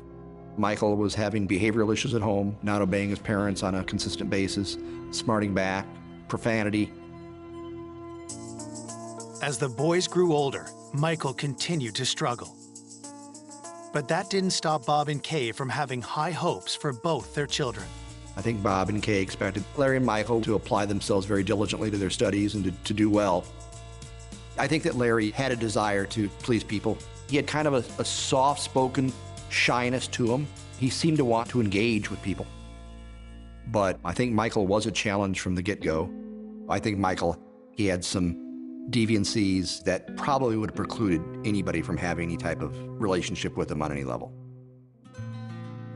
2 years after Michael was adopted, Bob and Kay found a new ray of hope when they adopted Annie. Annie was cute as a button when she arrived. Everybody loved her. Bob adored Anne. Annie became the apple of her father's eye, and suddenly Annie, the baby, became the favorite child. Everybody in the family loved her. The more attention Bob gave Annie, the harder he was on his 2 boys. Larry seemed to be able to turn the other cheek, but not Michael. Michael had been getting into trouble more increasingly over the last year or so. Michael began to have problems of a fairly serious nature. Tension between he and his father, tension between he and the other family members. By 1980, Michael's rebellious nature pushed his parents to their breaking point. One night, Michael asked to go out, and they said no. So he sneaked out. Went out with his buddies.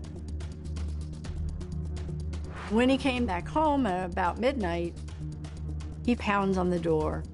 His mother comes to the door, looks at him and says, "No, we're not letting you in." He goes over to a neighbor's house, spends the night, goes to school the next day on his own. And while he's there, his parents had called. Social services said, "We can't handle him anymore."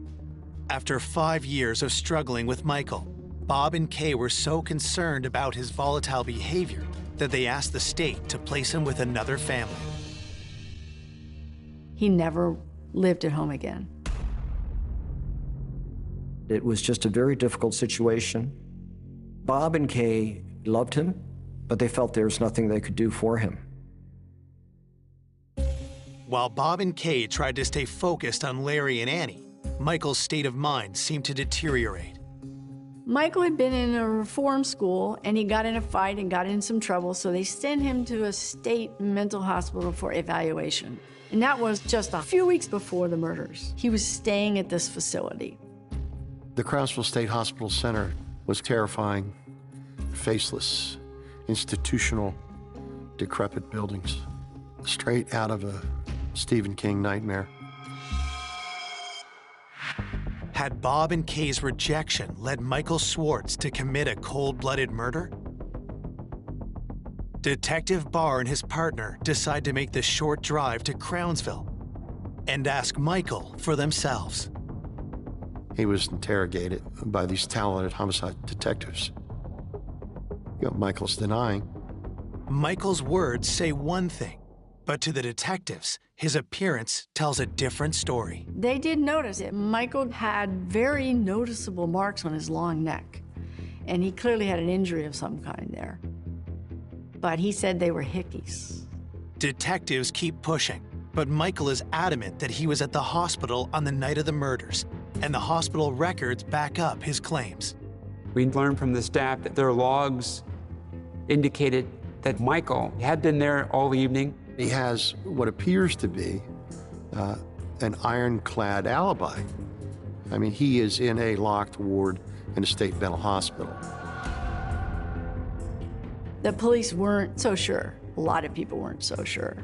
It was very lax at this Crownsville State facility. It's not a prison. It's just a hospital. Detectives aren't completely convinced of Michael's alibi, but they don't have enough to arrest him either. And soon after that interview, Michael Swartz lawyers up. Of course, I finally got to him. I did what all defense lawyers do, which is to say, don't say a word to anybody about anything. He was never interrogated again. Michael won't talk, and the lab has found no useful prints on the handle of the splitting maul. But detectives know one key piece of evidence from the crime scene that could tell them everything they need to know. During the investigation, there was a bloody palm print recovered from the sliding glass door. We had examined both victims. Neither one had blood on the palms. If detectives can prove Michael Swartz left that print, they'll have their murderer. But that's easier said than done. This evidence was difficult to analyze. We were very limited in 1984 with what we could do. This would involve the evidence being sent to the FBI laboratory in Washington.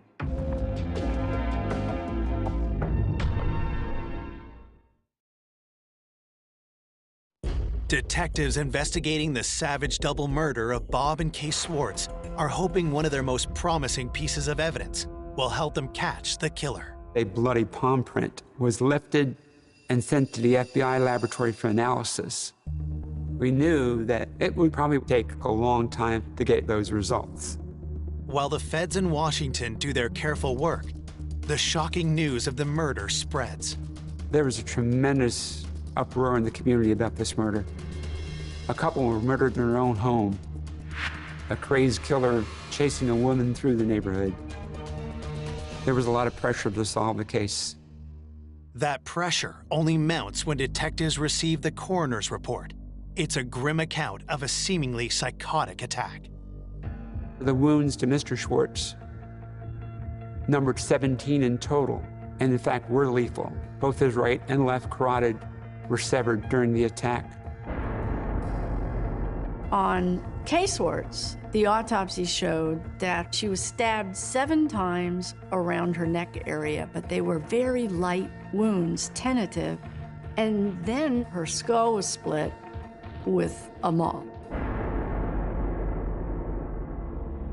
Detectives still haven't been able to locate the knife used in the attack, but the coroner's report does appear to confirm that they're on the right track. According to the medical examiner, we had the right theory about how this may have occurred. Kay was stabbed in the basement, got up to flee. The killer would have chased Kay Swartz as she ran from the neighborhood and into the woods, then back to the house where she was killed. Is it possible Michael Swartz eluded security at the Crownsville Mental Hospital and committed this crime? If so, detectives need to understand why. I think it's fair to say there was tension in the house. Bob had a bit of a shorter fuse than Kay and had a little bit less willingness to be tolerant of some of the children's shortcomings. Neighbors tell detectives a story they remember from a few years before, when Michael was still living with the Swartzes. Michael got in trouble for some sin, fighting on a school bus, something like that. And his father decided physical labor was what he needed. So he gave him this heavy wood-splitting maul and said, take this stump out of the front yard, a dead tree stump. It was massive, a massive thing. There was no way Michael could get it. But he just swung it again and again and again. Neighbors told us that Michael chopped at that tree every evening for up to 3 hours. And approaching a month later, the stump was still there. This boy had blisters on his hands. Michael was seething and getting more and more angry. Everybody said Michael had threatened to kill his parents. Could the maul that was used to teach Michael Swartz a lesson have been the same one that ended Kay's life? Michael told his mother, Kay, that I could walk up to Bob and stick a knife in his back, kill him, and no results would befall me because I'm a juvenile.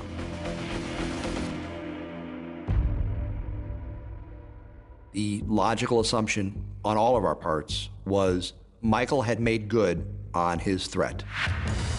He had said he would do it, and now he's done it.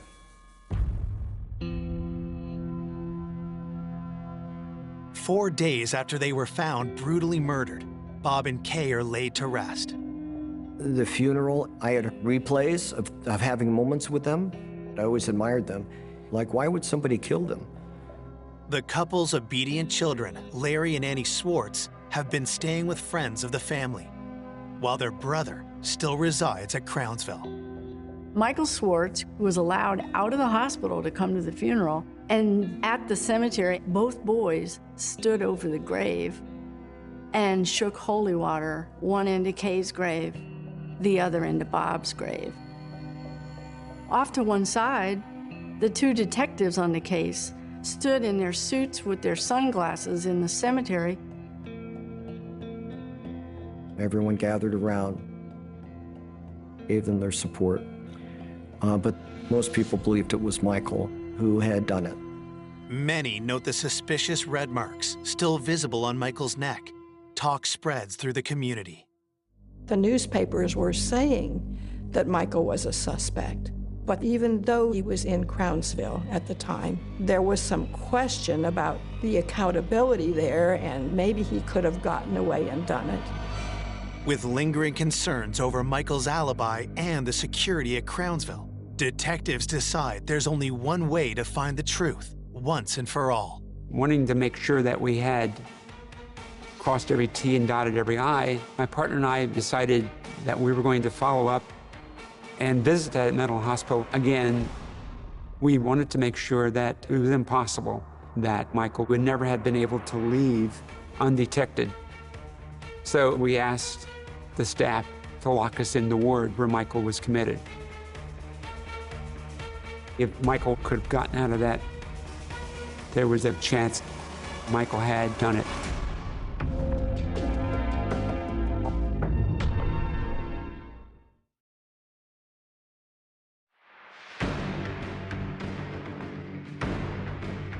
Detectives are about to put Michael Swartz's alibi to the test by locking themselves in the room where he stayed at the Crownsville Mental Hospital. If he had killed his parents, Michael would have had to leave undetected, return, and get back in without someone discovering that. And we went through every door and every window, and there was no possible way we could have gotten out of that without help. So it was very convincing to us that Michael was not at the scene of the murder. Michael's been eliminated as a suspect. It's good news for Michael, but a setback for detectives. The young man was their strongest lead. Undaunted, investigators reach out to the public, hoping to cast a much wider net. As we conducted our investigation, we methodically went through a list of possible persons that may have intended harm to the Swartzes. We started a hotline for people to call in tips, and we got phone calls from various neighbors and acquaintances. One of the many calls that come in immediately piques the detectives' interest.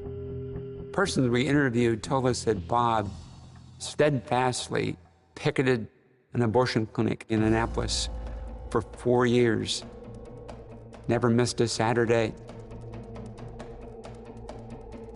And he would approach women entering the abortion clinic and attempt to change their mind about what they were going to do. He would intensely try to dissuade women from coming into the clinic. He would get up in their faces. Detectives confirm that a few of those women filed police reports against Bob, so they begin interviewing every complainant and witness connected with those reports. The police were called on several occasions by the clinic. Bob was never arrested, but he caused the abortion clinic a lot of grief.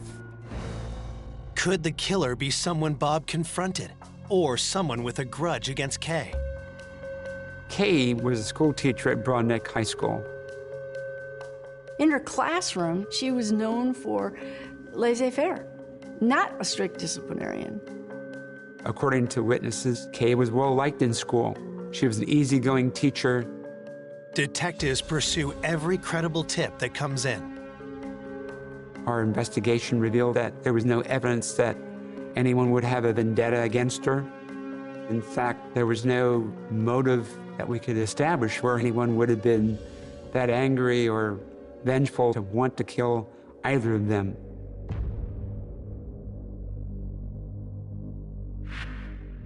8 days after the brutal double murder, investigators have hit a wall. With no fingerprints on the splitting mall and their single most promising piece of evidence still under analysis, detectives are all out of options. Undaunted, they decide to start fresh, poring over every piece of evidence they do have, starting at the very beginning. Out of Arundel County Police. Okay, what is the problem, sir? My parents are dead. You think your parents are dead? Yes. This time, investigators hone in on something they didn't notice before. When I listened to the 911 call, Larry Schwartz said, "My parents are dead."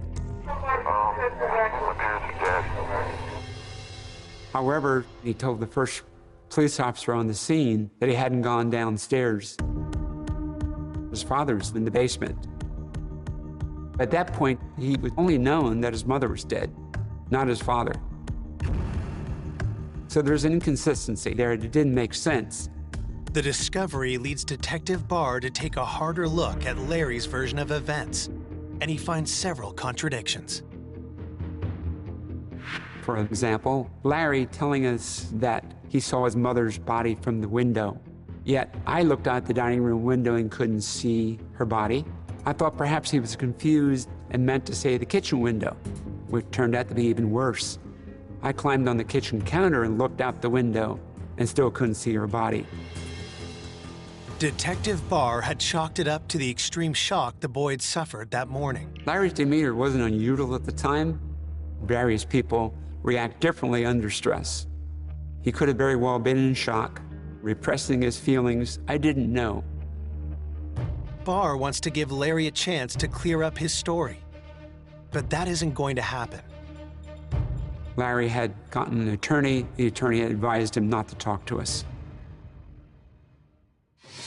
At last, word comes in from the FBI. Test results on their key piece of evidence from the crime scene. The bloody palm print on the sliding glass door.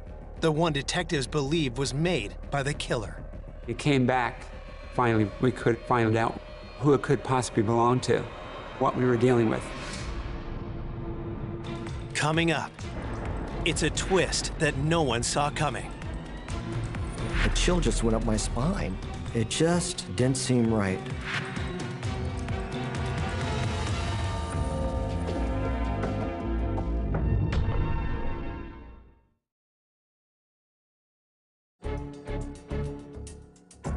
Detectives working to catch Bob and Kay Schwartz's killer finally had the results of their key piece of crime scene evidence from the FBI's forensic lab in Washington, D.C. I was notified by the FBI laboratory that they had positively identified the bloody palm print recovered from the sliding glass door. The results confirm what detectives believed months earlier. The palm print belongs to one of Bob and Kay's own children, but not the child they suspected. It came back belonging to Larry Schwartz.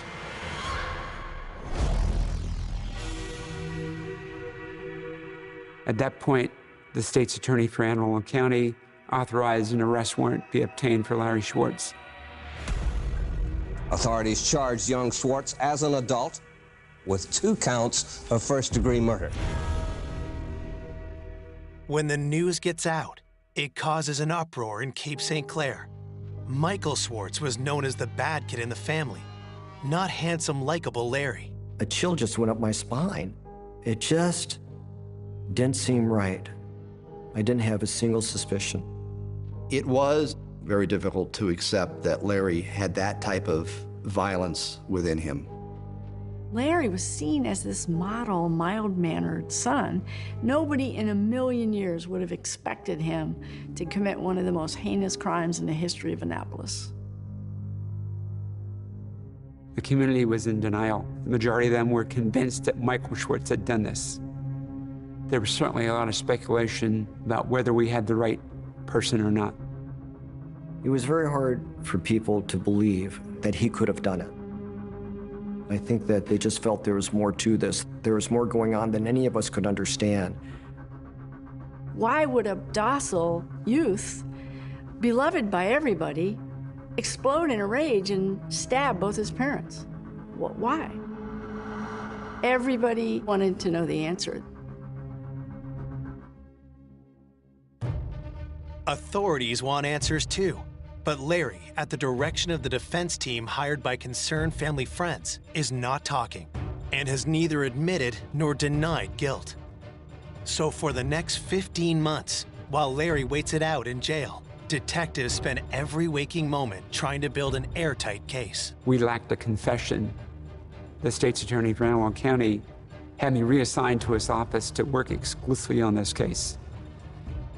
We had to make sure that we had every piece of evidence we could get to close this case. Without Larry's confession, detectives need to find out what led this soft-spoken boy to such violent extremes. I continued to interview people, collect statements. Investigators soon realized that Michael wasn't the only son who had a hard time at home. I believe that Larry was under tremendous pressure. He was repeatedly chastised for the poor grades. He was restricted from leaving the yard. I think it was more of a protection thing. You're trying to keep him away from the wrong crowd, and I think Larry could have been pulled in many ways. I think they were afraid of that. I believe personally that he was angry. He was frustrated. It was cumulative, that he was holding rage inside him, and whatever may have happened that night set him off. But some speculated that there was another reason why Larry turned on his parents. Michael kept contact with Larry. He changed Larry's view of the family, and in a negative way. He was telling him that they just got rid of me, they want nothing to do with me, you know. Larry, he didn't want to be left like that. He didn't want to go into foster home again. Larry was extremely worried that what happened to Michael would happen to him. Then it changed, where he was afraid he was going to be put out. Despite what may have led to this violent act, 17-year-old Larry Swartz is about to be tried for first-degree murder. 15 months after the crimes, the prosecutor had witnesses ready to line up, psychiatric witnesses who said Larry was sane, and he knew what he was doing, and he actually planned it. And they had a case to present that showed premeditated, cold-blooded murder. Larry Swartz looked unconcerned as he arrived this morning from the county jail where he had spent the last 15 months. More than 60 witnesses have been subpoenaed to testify at Larry Swartz's trial, which is expected to last 2 weeks. I was at the courthouse expecting a trial. There was no trial. Nobody expected anything like this to happen. It was shocking.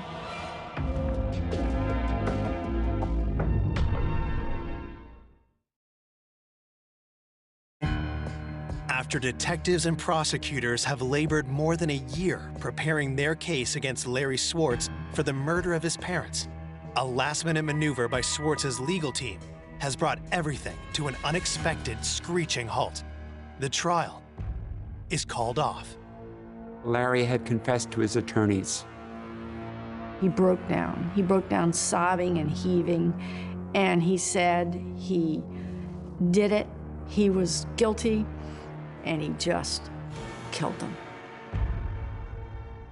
Finally, authorities have their confession, leaving behind any doubt of Larry's guilt. Ultimately, the expected killer hadn't done it. The unexpected killer had done it. Now, the state's attorney's office has to decide what punishment could possibly fit this crime. The state agreed to a plea of second-degree murder. The prosecutor recommended a 20-year sentence with all but 12 suspended. The judge agreed to make it concurrent as opposed to consecutive. I've never seen a case that lenient. The state's attorney wanted me to take Larry to the confinement facility. He knew that if I took Larry, there was a potential for Larry to tell me why he did this and how did it really occur. And I sat down with him and asked him to tell us, Larry, why did you do it? He didn't answer me. And I pressed him again, and he said, I just lost it. He said that he had come home from school that day, and later in the evening, his mother had asked him how he had done on his tests. And he knew that he had failed Spanish, and she had been writing him about not doing well in school. And she made a caustic remark about his grades, you probably failed them, meaning the tests.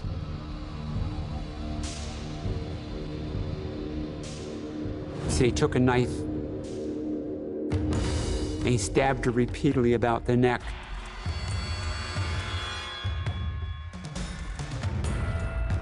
And then Bob was alerted to the activity, the noise,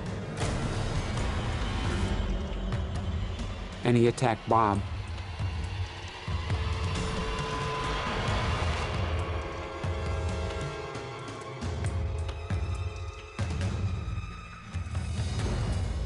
Larry never did explain or admit to chasing Kay through the neighborhood.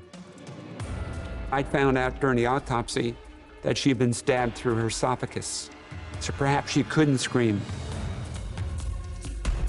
With sheer terror, running for her life, Larry did admit to putting the splitting maul into his mother's head.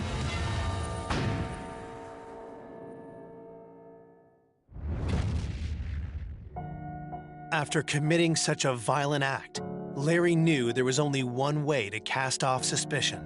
Anne Arundel County Police. We came to the realization that throughout the interview with Larry, he was trying to steer our investigation. He force-fed us information about Michael. The whole time that his brother Michael was a suspect in the killings, Larry played the victim card. When we were here for the funeral, Larry wanted to hang out with us, essentially, which we were perfectly prepared to do, not believing for a minute that he was involved. We viewed him as a victim, a kid who didn't have any parents at this point in time. It's, to this day, hard to fathom. Though Larry's adoptive brother Michael had been exonerated, he nonetheless met with a tragic end. When it turned out that he didn't commit the murders, he had nowhere to go. His parents are dead. His brother's in prison. His sister's been adopted by another family, and he has no one in the world. He starts doing drugs, and while he's taking drugs, he and his buddies go rob a man, and in the course of robbing the man, they stabbed him to death. Michael is sentenced to prison for life. None of the leniency his brother got. Life. He's now in his 50s, still in prison in the state of Maryland, 35 years later. This just had to be one of the worst lose-lose destructive situations that society can see happen.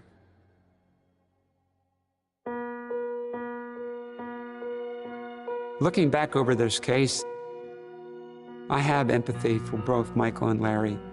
I know that they struggled, yet the parents still tried to do the right thing. Kay and Bob had adopted children who had been through a lot of bad times. And so I think they were trying to heal the wounds that they came to the family with. For both Michael and Larry, I could understand the frustration, the anger, but I couldn't understand the murder. That's the part I didn't understand.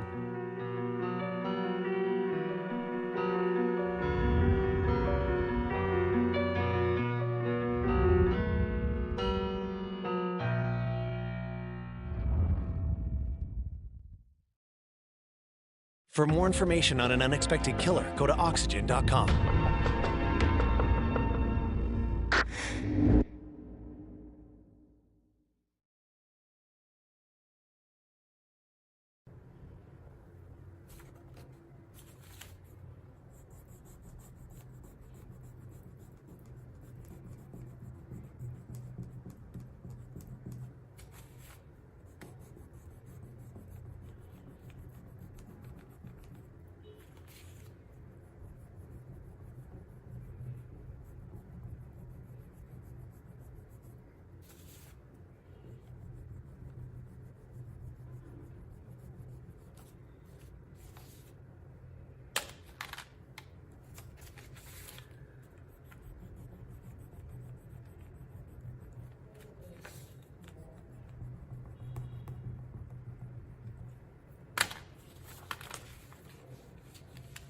đã xong rồi bạn.